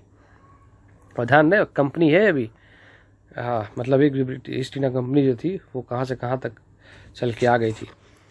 आगे देखें। लेकिन यह प्रक्रिया बेरोक टोक नहीं चली। उदाहरण के लिए जब अंग्रेजों ने कित्तूर, फिलहाल कर्नाटक में के छोटे से राज्य को कब्जे में लेने का प्रयास किया तो रानी चेन्नम्मा ने हथियार उठा लिए और अंग्रेजों के खिलाफ आंदोलन छेड़ दिया। तो ये जगह का नाम और रानी चेन्नम्मा का नाम, यह ध्यान रख सकते हैं कि कहाँ से संबंध है इनका। रानी चेन्नम्मा ने हथियार उठा लिए और अंग्रेजों के खिलाफ आंदोलन छेड़ दिया। 1824 में उन्हें गिरफ्तार किया गया, 1824 में, और 1829 में जेल में ही उनकी मृत्यु हो गई।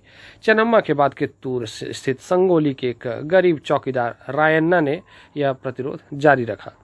चौतरफा समर्थन और सहायता से उन्होंने बहुत सारे ब्रिटिश शिविरों और दस्तावेजों को नष्ट कर दिया था। आखिरकार उन्हें भी अंग्रेजों ने पकड़कर 1830 में फांसी पर लटका दिया।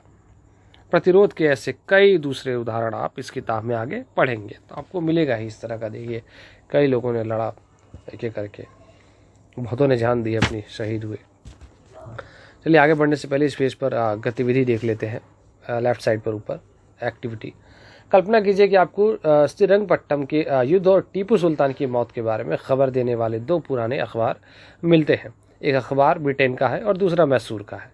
दोनों अखबारों ने के लिए इन घटनाओं के बारे में एक एक सुर्खी लिखी है।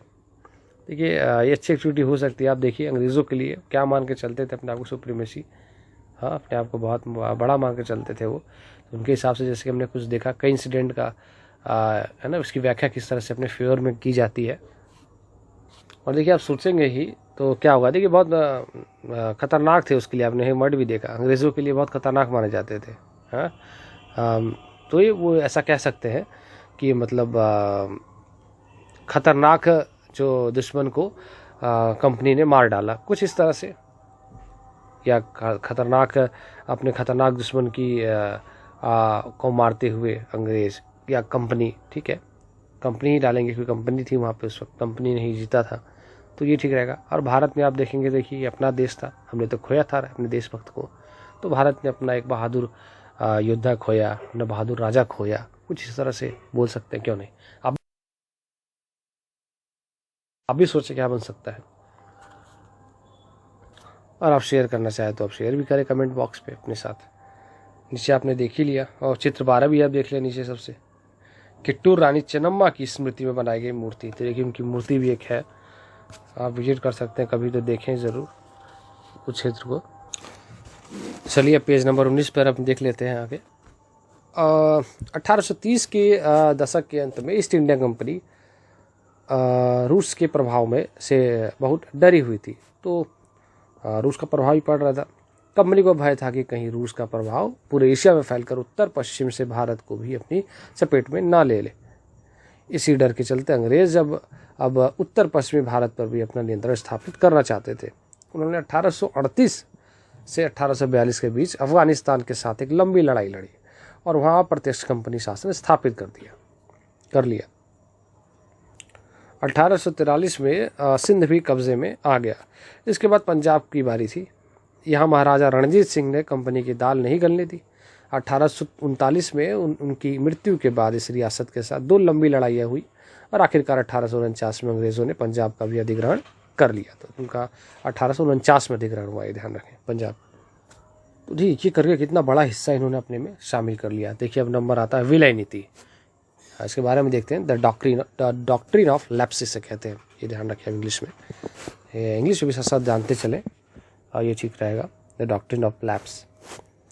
अधिग्रहण की आखिरी लहर 1848 से 1856 के बीच गवर्नर जनरल बने लॉर्ड डलहौजी के शासनकाल में चली। तो देखिए किसके शासनकाल में थी, ध्यान रखें, डलहौजी।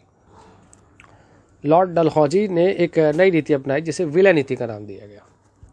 यह सिद्धांत इस तर्क पर आधारित था कि अगर किसी शासक की मृत्यु हो जाती है और उसका कोई पुरुष वारिस नहीं है तो उसकी रियासत हड़प कर ली जाएगी, यानी कंपनी के भूभाग का हिस्सा बन जाएगी। देखिए ये था ये। इस सिद्धांत के आधार पर एक के बाद एक कई रियासतें, देखिए सन याद रखें, और ये कौन से जगह के नाम है वो ध्यान रखें। सतारा 1848, संबलपुर 1850, उदयपुर 1852, नागपुर 1853 और झांसी 1854। ये क्रमवार से बताया गया है, सीरियल वाइज आप देख लें इसको।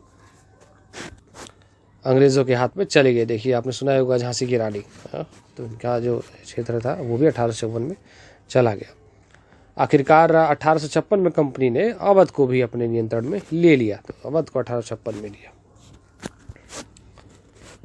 इस बार अंग्रेज़ों ने एक नया तर्क दिया। उन्होंने कहा कि वे अवध की जनता को नवाब के कुशासन से आज़ाद करने के लिए कर्तव्य से बंधे हुए हैं, इसलिए वे अवध पर कब्जा करने को मजबूर हैं। तो देखिए क्या बहाना इस बार दिया था उन्होंने, उनकी जनता को कुशासन बताया, मिस गवर्नमेंट बताया उन्होंने कि इस मिस गवर्नमेंट से आज़ाद के लिए वो एक कर्तव्य से बंधे हैं, यानी कि ऑब्लाइज्ड बाय ड्यूटी हैं वो, एक तरह से। तो देखिए ये बहाना से वो आए और देखिए राज तो उन्हें करना था, तो जनता को मूर्ख बनाया उन्होंने, बेवकूफ़ बना के, इस तरह से कि वो कुशासन है उनका। अपने प्रिय नवाब को जिस तरह से गद्दी से हटाया गया उसे देखकर लोगों में गुस्सा भड़क गया और वो अवध के लोग भी 1857 के महान विद्रोह में शामिल हो गए। तो देखिए ऐसे हुआ था, फिर आगे चल के 1857 की क्रांति से हम कहते हैं। देखिए चित्र 13 हम देख सकते हैं, महाराजा रणजीत सिंह का दरबार। ये आप ऊपर अब लोग सबको देख सकते हैं अच्छे से, उनके दरबार में किस तरह से व्यवस्थाएं हैं। नीचे देखें चित्र 14, संबलपुर के वीर सुरेंद्र साय का चित्र है। तो ये भी जी के हो जाएगा कि संबलपुर के कौन थे जिनका शासन था। देखिए वो संबलपुर के थे सुरेंद्र साय, वीर सुरेंद्र साय। तो संबलपुर भी था वो हिस्सा जहाँ हमने लिया था। गतिविधि देख लेते हैं, एक्टिविटी यहाँ पर। कल्पना कीजिए कि आप नवाब के भतीजे हैं, आपको बचपन से ही यह एहसास कराया गया है कि एक दिन आप राजगद्दी संभालेंगे। अब आपको पता चलता है कि विलय नीति के कारण अंग्रेज़ आपको राजा नहीं बनने देंगे। आपको कैसा लगेगा, राजगद्दी पाने के लिए आप क्या करेंगे? तो देखिए बहुत कठिन नहीं है इस चीज़ को इमेजिन करना। आप सोचे देखिए कि आपका शासन आने वाला था, आपके देखिए कहा जाए जैसे वंशज तो आप ही हैं एक तरह से, आपके पास ही प्रॉपर्टी आने वाली थी। आप भी एक बहुत अच्छी लाइफ जीते, क्यों नहीं, जिस तरह से जीते हैं राजा लोग। अपना आपका शासन होता, अपने नियम कायदे आप चला पाते, लेकिन वो सब अब नहीं हो पाएगा। तो असल में बुरा तो लगेगा ही बहुत ही, और इसके लिए आप विरोध भी अवश्य करेंगे, करना चाहिए भी, क्योंकि आपका अपना शासन है, आपका अधिकार है वो।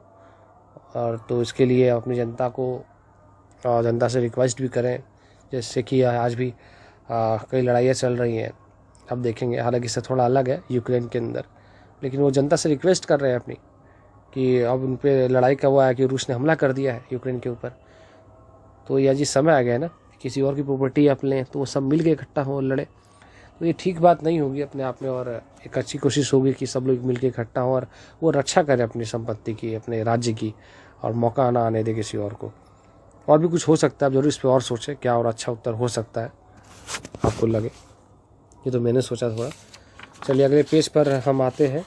पेज नंबर 20 पे हम देख सकते हैं यहाँ पर कई मानचित्र हैं। देखिए मानचित्र बहुत काम के होते हैं, इसको हमको देखेंगे तो इससे हमें चीज़ें समझ में आएगी और अच्छे से देखता भी चाहिए हमको। देखिए चित्र 11A आपको दिख रहा है, भारत का 1797 का है ये चित्र। देखिए इसमें दो कलर में इसको बताया गया, पीले वाला देखिए एक ब्रिटिश शासन के अधीन क्षेत्र जो है, और दूसरा वाला जो है वो जो भी ब्रिटिश शासन के अधीन नहीं थे। तो देखिए कितना छोटा हिस्सा है अभी। उसके बाद देखिए आप 1840 में अभी कि अभी पीला वाला क्षेत्र जो ब्रिटिश क्षेत्र का है वो कितना है अभी भी देखिए धीरे धीरे फैला है, वो और फैला है, बट अभी पूरी तरह से नहीं हुआ। लेकिन आप जैसे 1857 देखते हैं, एक बड़े हिस्से पर देखिए कि ब्रिटिश सरकार आ गई है और है ना उनका शासन हो गया है। देखिए पढ़ते हैं नीचे, चित्र 11 ABC, भारत में अंग्रेजों की फैलती सत्ताएं। इन नक्शों को भारत के वर्तमान राजनीतिक नक्शे के साथ रखकर देखें। तीनों नक्शों में उन इलाकों की पहचान करें जो ब्रिटिश शासन के अंतर्गत नहीं थे। तो देखिए वो एरिया देखे जा सकते हैं जहाँ पे बिल्कुल अंग्रेज थे ही नहीं, वहीं से रहे भी आखिरी तक भी नज़र आ सकते हैं हमको। जिसमें कई हिस्से तीनों नक्शे में आप देखेंगे हैदराबाद इलाका है ना, वहाँ पे नहीं आ पाए अंग्रेज। और आपको दिख रहा होगा दिल्ली वाला भी दिख रहा होगा। तीनों नक्शे को अगर मिला के देखें आप तो वो चीज़ नज़र में आ जाएगी अच्छे से। बड़ौदा वाला हिस्सा नज़र आ रहा है, मैसूर वाला भी हिस्सा नज़र में आ रहा है। तो ऐसे हैं इलाके जहाँ पर अंग्रेज़ों ने कब्जाया नहीं था अभी। चलिए पेज नंबर अब चलते हैं हम 21 पर, नए शासन की स्थापना। तो इस और भी देख लेते हैं, न्यू एडमिनिस्ट्रेशन जैसे उनके सेटिंग अप हो रहे थे। गवर्नर जनरल वॉरेन हेस्टिंग्स 1773 से 1785, देखिए इनका टाइमिंग ध्यान रखें। उन बहुत सारे महत्वपूर्ण व्यक्तियों में से था जिन्होंने कंपनी की ताकत फैलाने में अहम भूमिका अदा की थी। वॉरेन हेस्टिंग्स के समय तक आते आते कंपनी न केवल बंगाल बल्कि बम्बई और मद्रास में भी सत्ता हासिल कर चुकी थी। ब्रिटिश इलाके मोटे तौर पर प्रशासकीय इकाइयों में बटे हुए थे, जिन्हें प्रेसिडेंसी कहा जाता था। ध्यान रखिए प्रेसिडेंसी किसे कहते थे। तो देखिए उस समय 3 प्रेसिडेंसी थी, बंगाल, मद्रास और बम्बई। हर एक का शासन गवर्नर के पास होता था। सबसे ऊपर गवर्नर जनरल होता था। वॉरेन हेस्टिंग्स ने कई प्रशासकीय सुधार किए। न्याय के क्षेत्र में उसके सुधार खासतौर से उल्लेखनीय थे।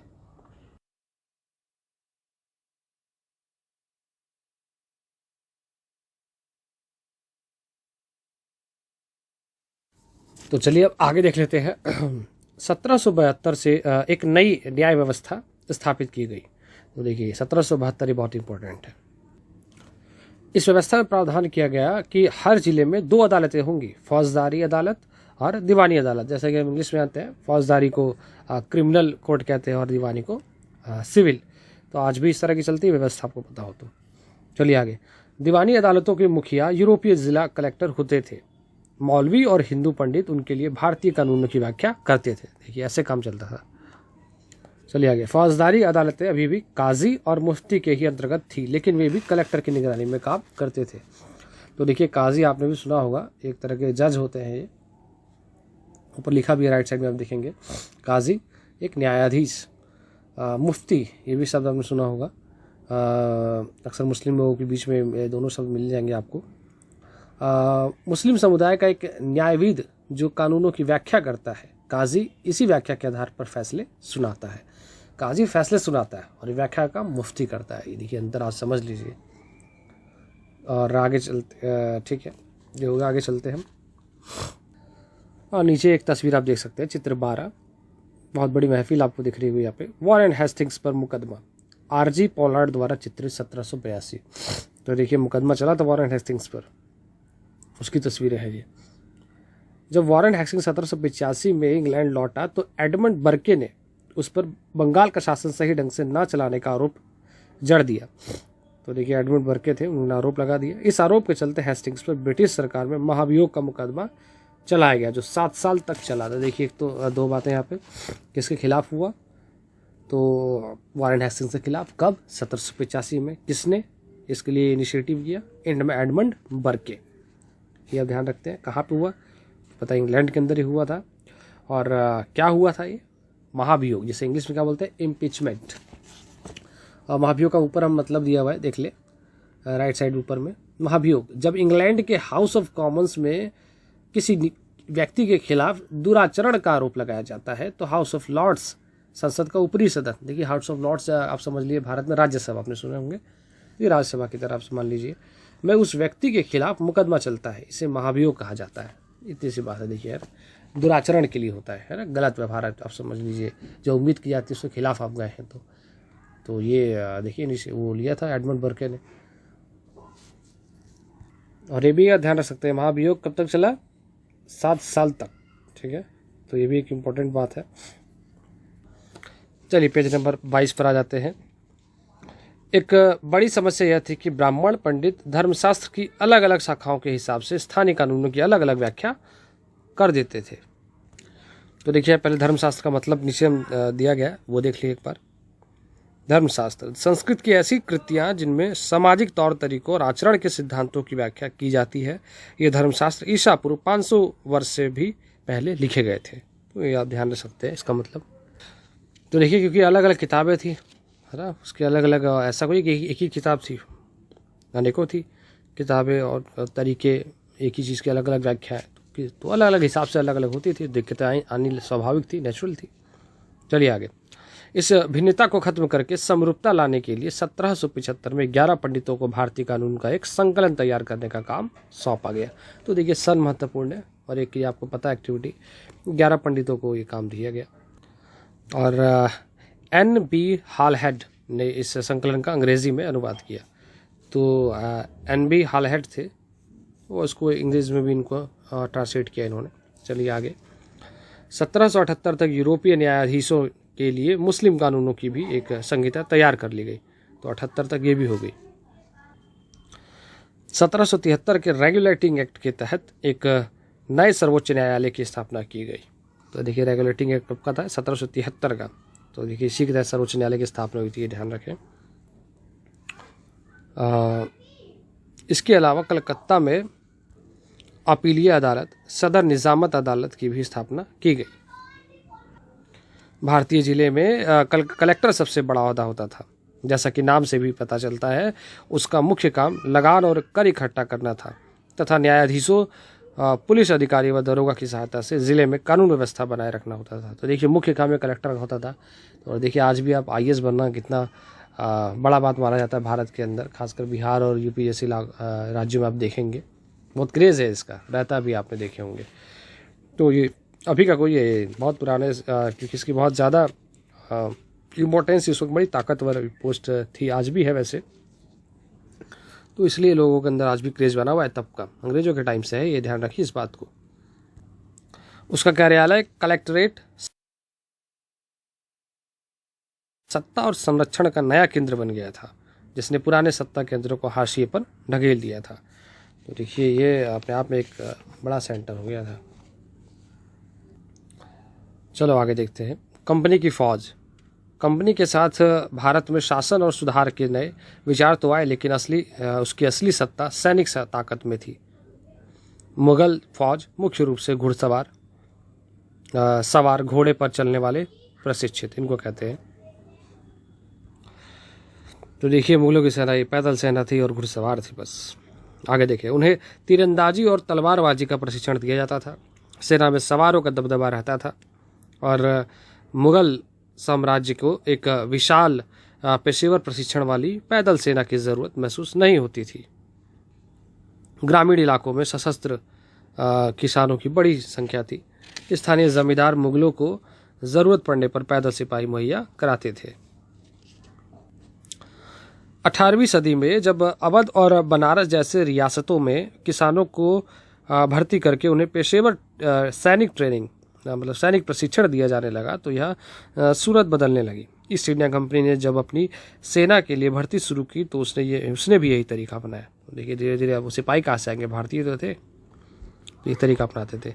अंग्रेज़ अपने सेना को सिपॉय, जो भारतीय सब सिपाही से बना है, आर्मी कहते थे। तो देखिए सिपॉय है ना, उनके लिए शब्द बोलना कठिन होता था सिपाही, तो सिपॉय बोलते थे वो, सिपॉय आर्मी। तो इसी तरह से वर्ड निकलते थे उनके, और वही बन गया फिर। तो यहाँ पे देखिए सवार का जो मतलब है वो घुड़सवार है ना, जो घोड़े पे बैठ के चलाते हैं उसको। ठीक है, नीचे देखते हैं आगे।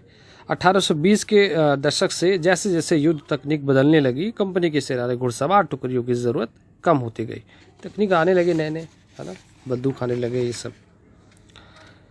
इसकी वजह यह थी कि ब्रिटिश साम्राज्य बर्मा, अफगानिस्तान और मिस्र में भी लड़ रहा था, जहाँ सिपाही मस्केट, तोड़ेदार बंदूक, इसको मस्केट बोलते हैं। देखिए आगे बगल में इसका लेफ्ट साइड में मीनिंग भी है। पैदल सिपाहियों द्वारा इस्तेमाल की जाने वाली एक भारी बंदूक, मस्केट कहते थे इसे, और मैचलॉक जिससे लैस होते थे, इनका नाम था मैचलॉक। या देखिए इसका मीनिंग भी है मैचलॉक, शुरुआती दौर की बंदूक जिसमें बारूद को माचिस से चिंगारी दी जाती थी। ठीक है, नाम से भी थोड़ा लग रहा है माचिस की, तो मैचलॉक इसको बोलते थे, और मस्केट। तो ये महत्वपूर्ण हो गई थी। चलिए आगे देखते हैं। 19वीं सदी की शुरुआत में अंग्रेज एक समरूप सैनिक संस्कृति विकसित करने लगे थे। एक उनका सैनिक कल्चर अपने आप में, जो मिलिट्री कल्चर है वो डेवलप होने लगा था धीरे धीरे। तो जिसे कहा जाए यूनिफॉर्म मिलिट्री कल्चर, एक जैसा। सिपाहियों को यूरोपीय ढंग का प्रशिक्षण, अभ्यास और अनुशासन सिखाया जाने लगा। अब उनका जीवन पहले से भी ज़्यादा, चलिए आगे पेज नंबर 23 पर, नियंत्रित था। इस कोशिश में कभी कभी समस्याएं भी आ जाती थी, क्योंकि पेशेवर सिपाहियों की सेना खड़ा करने के चक्कर में अंग्रेज कई बार जाति और समुदाय की भावनाओं को नज़रअंदाज कर देते थे। कि उनके लिए जाति महत्वपूर्ण नहीं थी, लेकिन भारत में तो जाति महत्वपूर्ण रही है पहले से। भला लोग अपनी जाति और धार्मिक भावनाओं को इतनी आसानी से कैसे छोड़ सकते थे? क्या वे खुद को अपने समुदाय का सदस्य मानने की बजाय सिर्फ सिपाही मान सकते थे? सिपाही क्या महसूस करते थे अपने जीवन और अपनी पहचान, यानी वे कौन है, इस बात के एहसास में जो बदलाव आ रहे थे, उनको सिपाहियों ने किस तरह देखा? 1857 का विद्रोह में सिपाहियों की इस दुनिया की झलक दिखाता है। इस विद्रोह के बारे में आप अध्याय 5 में पढ़ेंगे। तो देखिए अच्छे से आप और जानेंगे आगे। चित्र 13 आप देख लीजिए एक बार, ऊपर आपको दिख रहा होगा, एक तस्वीर आपको घुड़सवार नजर आ रहे हैं। चित्र 13 कंपनी के लिए काम करने वाला बंगाल का एक सवार, एक अज्ञात भारतीय चित्रकार द्वारा बनाया गया चित्र, 1780 का है। नीचे देखिए, मराठों और मैसूर के साथ हुए युद्ध के बाद कंपनी को अपनी घुड़सवार टुकड़ियों को मजबूत करने की अहमियत समझ में आने लगी। तो उसके बाद जब मराठों और मैसूर के साथ जब युद्ध हुआ, उसके बाद इंपॉर्टेंस मालूम चलने लगी सवारों की, इनको घुड़सवारों की। ठीक है, आगे चल के धीरे धीरे मिलिट्री का अपना नियम बदलने लगा, नए टेक्निक्स आने लगे। हमने मस्केट और मैचलॉक देखा ही। चलिए अब निष्कर्ष पे पहुंचते हैं और देखते हैं आगे। ईस्ट इंडिया कंपनी एक व्यापारिक कंपनी से बढ़ते बढ़ते एक भौगोलिक अपनी वैश्विक शक्ति बन गया। आगे चल के देखिए, इसको अब दायरा बढ़ गया है, उसका स्फीयर एरिया आ गया और काफ़ी बड़ा अपने आप में वो एम्पायर होने लगा धीरे धीरे, पावरफुल। 19वीं सदी की शुरुआत में नई भाप तकनीक के आने से यह प्रक्रिया और तेज़ हुई। जब तक समुद्र मार्ग से भारत पहुंचने में 6 से 8 माह तक लग जाता था, तब तक समुद्र मार्ग से कितना लगता था? 6 से 8 माह, ध्यान रखें, टाइम लगता था काफ़ी पहले। भाप से चलने वाले जहाज़ों ने यह मात्रा 3 हफ्तों में समेट दी। तो बताइए, कहाँ 6 से 8, फिर 3 हफ्तों में। ज़्यादा से ज़्यादा इसके बाद ज़्यादा से ज़्यादा अंग्रेज़ और उनके परिवार भारत जैसे दूर देशों में आने लगे। 1857 तक भारतीय उपमहाद्वीप के 63% भूभाग और 78% आबादी पर कंपनी का सीधा शासन स्थापित हो चुका था। तो देखिए कितना बड़ा हिस्सा, 63% आ गया था, और 78% आबादी पर इनका नियंत्रण हो गया था तब तक, 1857 तक। चलिए आगे, देश के शेष भूभाग और आबादी पर कंपनी का अप्रत्यक्ष प्रभाव था। तो देखिए बाकी एरिया पर भी था, लेकिन इनडायरेक्टली था। इस प्रकार व्यावहारिक स्तर पर ईस्ट इंडिया कंपनी पूरे भारत को अपने नियंत्रण में ले चुकी थी। तो सीधा देखिए 63% था, बाकी सब इनडायरेक्टली अपना काम करती थी। चलिए अगले पेज नंबर 24 पर हम अब देख लेते हैं अन्यत्र, एल्सवेयर कहें, दक्षिण अफ्रीका में दास व्यापार। देखिए आपने जिसे नहीं सुना अभी ध्यान रखें, ये भी काफ़ी दिन तक चला है। स्लेव ट्रेड इसे कहते हैं हम, दास व्यापार दक्षिण अफ्रीका में चला। चलिए पढ़ते हैं इसके बारे में। डच व्यापारी 17वीं सदी में दक्षिण अफ्रीका पहुँचे। जल्द ही दास व्यापार शुरू हो गया। लोगों को बंधक बनाकर जंजीरों में बांधकर 10 दास बाजारों में बेचा जाने लगा। तो देखिए लोगों को ही बेचा जाता था, ये ध्यान रखें। 1834 में दास प्रथा के अंत के समय अफ्रीका के दक्षिणी सिरे पर स्थित कैप में निजी स्वामित्व में दासों की संख्या 36,774 थी, ध्यान रखें। चलिए आगे। 1824 में कैप आने वाले एक यात्री ने वहां होने वाली नीलामी का आंखों देखा ब्यौरा प्रस्तुत किया है। चलिए देखते हैं क्या इसमें लिखा है। यह मालूम होने पर कि पशुओं, कृषि उत्पादों की नीलामी होने वाली है, हमने अपनी गाड़ी नए बैल खरीदने के लिए रोक ली। नीलामी के माल में एक स्त्री पुरुष और उसके 3 बच्चे थे। किसानों ने पशुओं के समान ही उन्हें परखा। उन्हें अलग अलग खरीदारों को बेच दिया गया। माँ ने चिंता, वेदना और आंसू भरी आंखों से बच्चे की तरफ देखा। दुखी बच्चे व्याकुल माँ बाप से चिपक गए। यह दृश्य दिल को पिघलाने वाला था। इसके विपरीत मौजूद दर्शकों के चेहरे हंसते हुए एवं असंवेदनशील थे। तो देखिए, आपको नजर आ रहा है एक तस्वीर, ये सच्चाई है बिल्कुल। देखिए, इस तरह की भयानक राजनीति जो मानवता के खिलाफ है ना, ह्यूमैनिटी के अगेंस्ट, ये सब चीज़ें हुआ करती थी। और ऐसी एक्टिविटी हालांकि उतने बड़े लेवल पर नहीं है, लेकिन आज भी ख़त्म कोई हुई है, किसी न किसी रूप में तो है ही। हमें ये ध्यान रखना है कितने ये कि किस तरह से मानव का व्यापार होता था, बताइए। यानी वो भी एक वस्तु की तरह लिए जाते थे। देखिए, ऐसे लिखा है नाइजल वार्डेन नहीं, ठीक है, the chains that binds us, A history of slavery at the cap, 1996। आप इसको और अगर आप आगे चल के पढ़ना चाहें तो देख सकते हैं, इसके अंदर ये बात की गई है। चलिए आगे बढ़ते हैं। आइए कल्पना करें, इस बॉक्स में देखें, आप 18वीं सदी के आखिर या 19वीं सदी के प्रारंभ में इंग्लैंड में रह रहे हैं। ब्रिटिश विजय की कहानी पर आपकी क्या प्रतिक्रिया होगी? याद रखिए कि आप वहां जाने वाले बहुत सारे अफसरों की बेहिसाब कमाई के बारे में जान चुके हैं।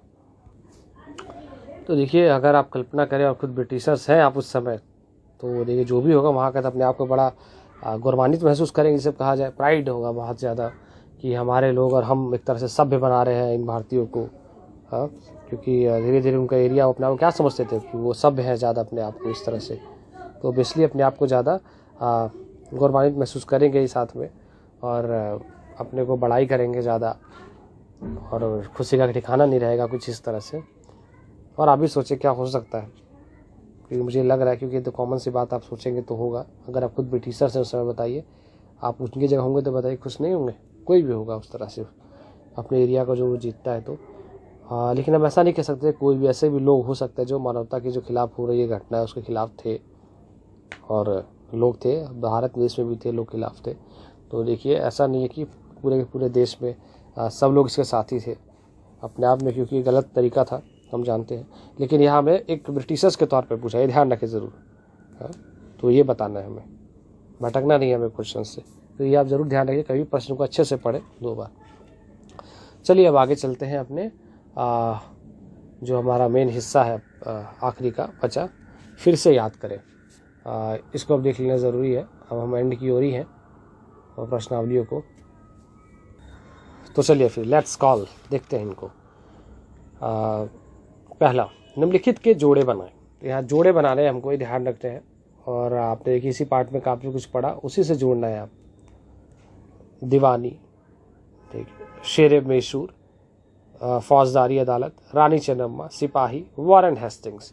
तो देखिए, आज में आप अपना लॉजिक भी लगा सकते हैं कि आपने क्या पढ़ा। तो देखिए, शेर मैसूर के नाम से हमें याद आ रहा है आपको, दूसरा वाला टीपू सुल्तान थे, तो देखिए वो तो होगा ही। लेकिन हालांकि पहला देख लेते हैं दीवानी। देखिए, दीवानी का संबंध किससे था कि आप देखेंगे जो दूसरा है विकल्प, भू राजस्व वसूल करने का अधिकार, तो देखिए ये दीवानी वाला हिस्सा था। शेर मैसूर मैंने बताया, टीपू सुल्तान। फौजदारी अदालत आप देखेंगे तो ये आपको नज़र आ जा रहा है, फौजदारी अदालत, ठीक है। रानी चन्नम्मा का, जैसे कि हमने बात किया था, जिन्होंने कित्तूर में अंग्रेज़ विरोधी आंदोलन का नेतृत्व किया है, तो इसका ये है यहाँ पर मिलान।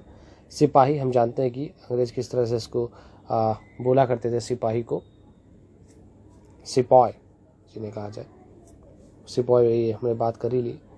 और वारन हेस्टिंग्स, तो देखिए वारन हेस्टिंग्स के लिए अब एक बचा है, वो कौन है? भारत का पहला गवर्नर जनरल वारन हेस्टिंग्स। तो बिल्कुल इस तरह से हो गया सारे। चलिए आगे चलते हैं। दूसरा, रिक्त स्थान भरे। बंगाल पर अंग्रेज़ों की जीत खालिस्तान की जंग से शुरू हुई थी। तो देखिए, आपको पता है प्लासी का युद्ध वो था, और इस प्लासी की जंग से शुरू हुई थी। चलिए दूसरा, हैदर अली और टीपू सुल्तान के शासक थे। तो देखिए मैसूर के थे, वो को पता है, खालिस्तान। चलिए पेज नंबर अब 25 पर देखते हैं। डलहौजी ने का सिद्धांत लागू किया। तो देखिए, अगर आपको पता, डॉक्ट्रिन ऑफ लैप्स, ये आपको याद हो तो। मराठा रियासतें मुख्य रूप से भारत के कौन से भाग में थी बताइए? बिल्कुल सही, दक्षिण पश्चिम भाग में स्थित थी। चलिए अब तीसरा प्रश्न देखते हैं, सही या गलत। पहला, मुगल साम्राज्य 18वीं सदी में मजबूत होता गया। तो देखिए बिल्कुल ऐसा गलत है, ऐसा नहीं था, धीरे धीरे कमज़ोर हो गया था वो। खा, English east India company Bharat के साथ व्यापार करने वाली एकमात्र यूरोपीय कंपनी थी। देखिए ये भी गलत है, क्योंकि पहले कई और कंपनी आई भी थी अलग अलग, पुर्तगाल की अपनी आई थी, फ्रांस की, अलग अलग ऐसे आए थे। ग, महाराजा रणजीत सिंह पंजाब के राजा थे, बिल्कुल सही थे, आपको ये देखा भी हमने। घ, अंग्रेज़ों ने अपने कब्जे वाले इलाके में कोई शासकीय बदलाव नहीं किए। ये गलत है, ऐसी बात नहीं है, उन्होंने कई बदलाव किए थे, अपनी व्यवस्था लाई थी। चलिए अब आइए विचार करें, प्रश्नों को अब देखते हैं। चौथा प्रश्न, यूरोपीय व्यापारिक कंपनियां भारत की तरफ क्यों आकर्षित हो रही थी? तो देखिए कई कारण थे, जैसे कि हमने पढ़ा। तो देखिए पहला व्यापारिक संदर्भ है ना, सस्ते में माल खरीदो और महंगे में इंग्लैंड बेच दो, तो पहला ही कारण है। और अगर आपको पता हो कि अगर उस समय उस टाइम पे जो भारत के जो सूती है ना, सिल्क है, इसकी बड़ी डिमांड थी और बेहतरीन किस्म का था हमारे यहाँ का, और यूरोप में इसकी बहुत डिमांड थी। और आपको पता है मसालों के बारे में, तो काली मिर्च हमने पढ़ा, इलायची, ऐसे कई चीज़ें थी और वहाँ पे डिमांड थी, उसकी बहुत ज़्यादा डिमांड थी इस तरह से। तो देखिए तो मुख्य रीज़न थे भारत में आने का। चलिए पांचवा प्रश्न, बंगाल के नवाबों और ईस्ट इंडिया कंपनी के बीच किन किन बातों पर विवाद थे? तो देखिए कई कारण थे उनमें से। कब जानते हैं कि एक ये था कि राजस्व के संदर्भ में आपको पता है कि राजस्व देने से अंग्रेज मना कर रहे थे, और लेकिन नवाब चाहते थे कि नहीं राजस्व दिए उनको, है ना। तो ऐसे कई बार कन्फ्लिक्ट इस तरह से होता था उनके बीच में। इसके अलावा आपको पता है कि नवाबों ने ट्रिब्यूट्स की मांग की थी कंपनी से, है ना, अलग ढंग से कि उनको ट्रिब्यूट दिए जाए, नजराने जिन्हें कहा जाए, कुछ इस तरह से। इसके अलावा देखिए आगे चल के जब धीरे धीरे और ब्रिटिश आते गए और कंपनियां अपना फैलाव करते गए, तो फिर क्या हुआ, उन्होंने टैक्स देने से मना कर दिया कंपनी ने कि हम टैक्स नहीं देंगे, तो ये भी एक कारण था। और एक और बात कि जो कंपनी अपने देश में था, कंपनी वालों ने किस तरह से एक लेटर की बात की गई थी, एक पत्र जो गलत है ना, एक गलत ढंग से लिखा गया जो पत्र था, उसमें अपमान किया गया था नवाबों का, उससे भरा एक पत्र था। तो ऐसे कई ऐसे कारण थे, मुख्य रूप से ये थे, आप ये ध्यान रखें। चलिए प्रश्न संख्या 6 पर देखते हैं, दीवानी मिलने से ईस्ट इंडिया कंपनी को किस तरह फायदा पहुंचा, माफ कीजिए। तो से एक चीज़ तो ये हुआ कि जो बंगाल का अपना जो राजस्व था, जिन्हें के लिए जो रेवेन्यू था, अब उसका इस्तेमाल खुलकर कर सकते थे, हाँ, कि उस एरिया का जो भी कमाई होगी वो उसका भरपूर फ़ायदा उठाते। जैसे हमने बात की, अब किले बनाए, वो सैनिक के लिए खर्च करने लगे, हाँ, धीरे धीरे उन्होंने मना कर दिया। फिर इंग्लैंड से जो सोना लाते थे वो बंद कर दिया था, हमने जो देखा था। इसके अलावा कि जो ईस्ट इंडिया कंपनी था, उसका व्यापार के ऊपर एकाधिकार होने लगा, मोनोपोली हो गई एक तरह की, और व्यापार में एकाधिकार हो गया उसका पूरी तरह से। इसके अलावा आप देखेंगे जो बंगाल की बात थी, तो जो बंगाल का जो राजस्व था, रेवेन्यू था, वो अब इस्तेमाल किए जाने लगा कि देश से बाहर जो वस्तु का जो कह लीजिए आप निर्यात होता है, अब उसमें इस्तेमाल किए जाने लगा बंगाल का राजस्व। तो ये कुछ बातें थी। चलिए 7वां प्रश्न, east Indian company Tipu Sultan को खतरा क्यों मानती थी? तो देखिए इसके भी कई कारण थे। आपको पता है कि बहुत ताकतवर थे टीपू सुल्तान अपने टाइम पे, और 4 बार लड़ाई हुई थी, इसके बारे में आपको पता हो। बहुत मुश्किल हो गई थी उनको हराने में, और शुरू के 2 युद्धों में हराए भी है। देखिए मैसूर को हरा नहीं पाए थे अंग्रेज, आखिरी में 1799 वाले में हारे, हालांकि वोडियार को वंश दिया। लेकिन आपको पता है 1767 से 69, 80 से 84, 1790 से 92 और 99 तक चला। इस 4 जंगों में आखिरी में ये मामला पाले में चला गया उनके। आपको ये भी बताते चले साथ में कि जो टीपू सुल्तान थे, उनका एरिया जो था मालाबार तट जिनके नियंत्रण में था। आपको पता है 1785 में हमने पढ़ा कि टीपू सुल्तान ने अपनी रियासत में पड़ने वाले बंदरगाहों से चंदन की लकड़ी, काली मिर्च और इलायची का निर्यात रोक दिया। अब बताइए जाएंगे कहाँ, वो कहाँ से निर्यात करेंगे? खतरनाक नहीं है अपने आप में ये? तो अंग्रेज का तो पूरा सिस्टम ही बंद हो जाएगा। हाँ, बहुत बड़ा हिस्सा वहाँ से कैसे ले जाएंगे? तो उनको निपटाना जरूरी था, अंग्रेजों के हिसाब से उनको हटाना जरूरी था कैसे भी। ऊपर से बताइए मैसूर के जो ये थे अपने टीपू सुल्तान, सेना का आधुनिकीकरण भी कर रहे थे। तो ऐसे कई कारण थे जिससे अंग्रेज डरे हुए थे। चलिए अगले प्रश्न को देख लेते हैं। प्रश्न 8, सब्सिडियरी अलायंस, जिसे सहायक संधि कहा जाए, व्यवस्था की व्याख्या करें। तो देखिए हमने इसको लेकर पढ़ा भी था। तो देखिए सब्सिडरी जो अलायंस सहायक संधि कहा जाए, इसके तहत व्यवस्था क्या थी, पेज नंबर 15 पे बताया भी गया, आप चाहें तो देख लें। जो रियासत इस बंदोबस्त को मान लेती थी उसे अपनी स्वतंत्र सेनाएं रखने का अधिकार नहीं था, उसे कंपनी की तरफ से सुरक्षा मिलती थी और सहायक सेना के रखरखाव के लिए वह कंपनी को पैसा देती थी। अगर भारतीय शासक रकम अदा करने में चूक जाते थे तो जुर्माने के तौर पर उनका इलाका कंपनी अपने कब्जे में ले लेती थी। ध्यान की व्यवस्था थी। उदाहरण इसमें दिया गया है कि जब रिचर्ड वेलेस्ली गवर्नर जनरल 1798 से 1805 था, उस समय अवध के नवाब को 1801 में अपना आधा इलाका कंपनी को सौंपने के लिए मजबूर किया गया, क्योंकि नवाब सहायक सेना के लिए पैसा अदा करने में चूक गए थे। ऐसे ही हैदराबाद के लिए भी हुआ था, कई इलाके छीन लिए गए थे। तो ये बात थी इसकी। और साथ में ये भी ध्यान रखें, हमने जैसे बात की रेजिडेंट की व्यवस्था की गई कि अब रेजिडेंट के बहाने वो काम कर रहे थे, उनके हिसाब से प्रतिनिधि हो गए थे वो स्टेट के, एक तरह से रेजिडेंट, और वो कंपनी के थे प्रतिनिधि, और वो काम कर रहे थे और स्टेट पे वो ऑर्डर चला रहे थे एक तरह से। तो रेजिडेंट के माध्यम से कंपनी के अधिकारी भारतीय राज्यों के भीतरी मामलों में भी दखल देने लगे थे। तो ये सब इसी के ही हिस्से थे, ये ध्यान रखें। चलिए अगला प्रश्न 9वां, कंपनी का शासन भारतीय राजाओं के शासन से किस तरह अलग था।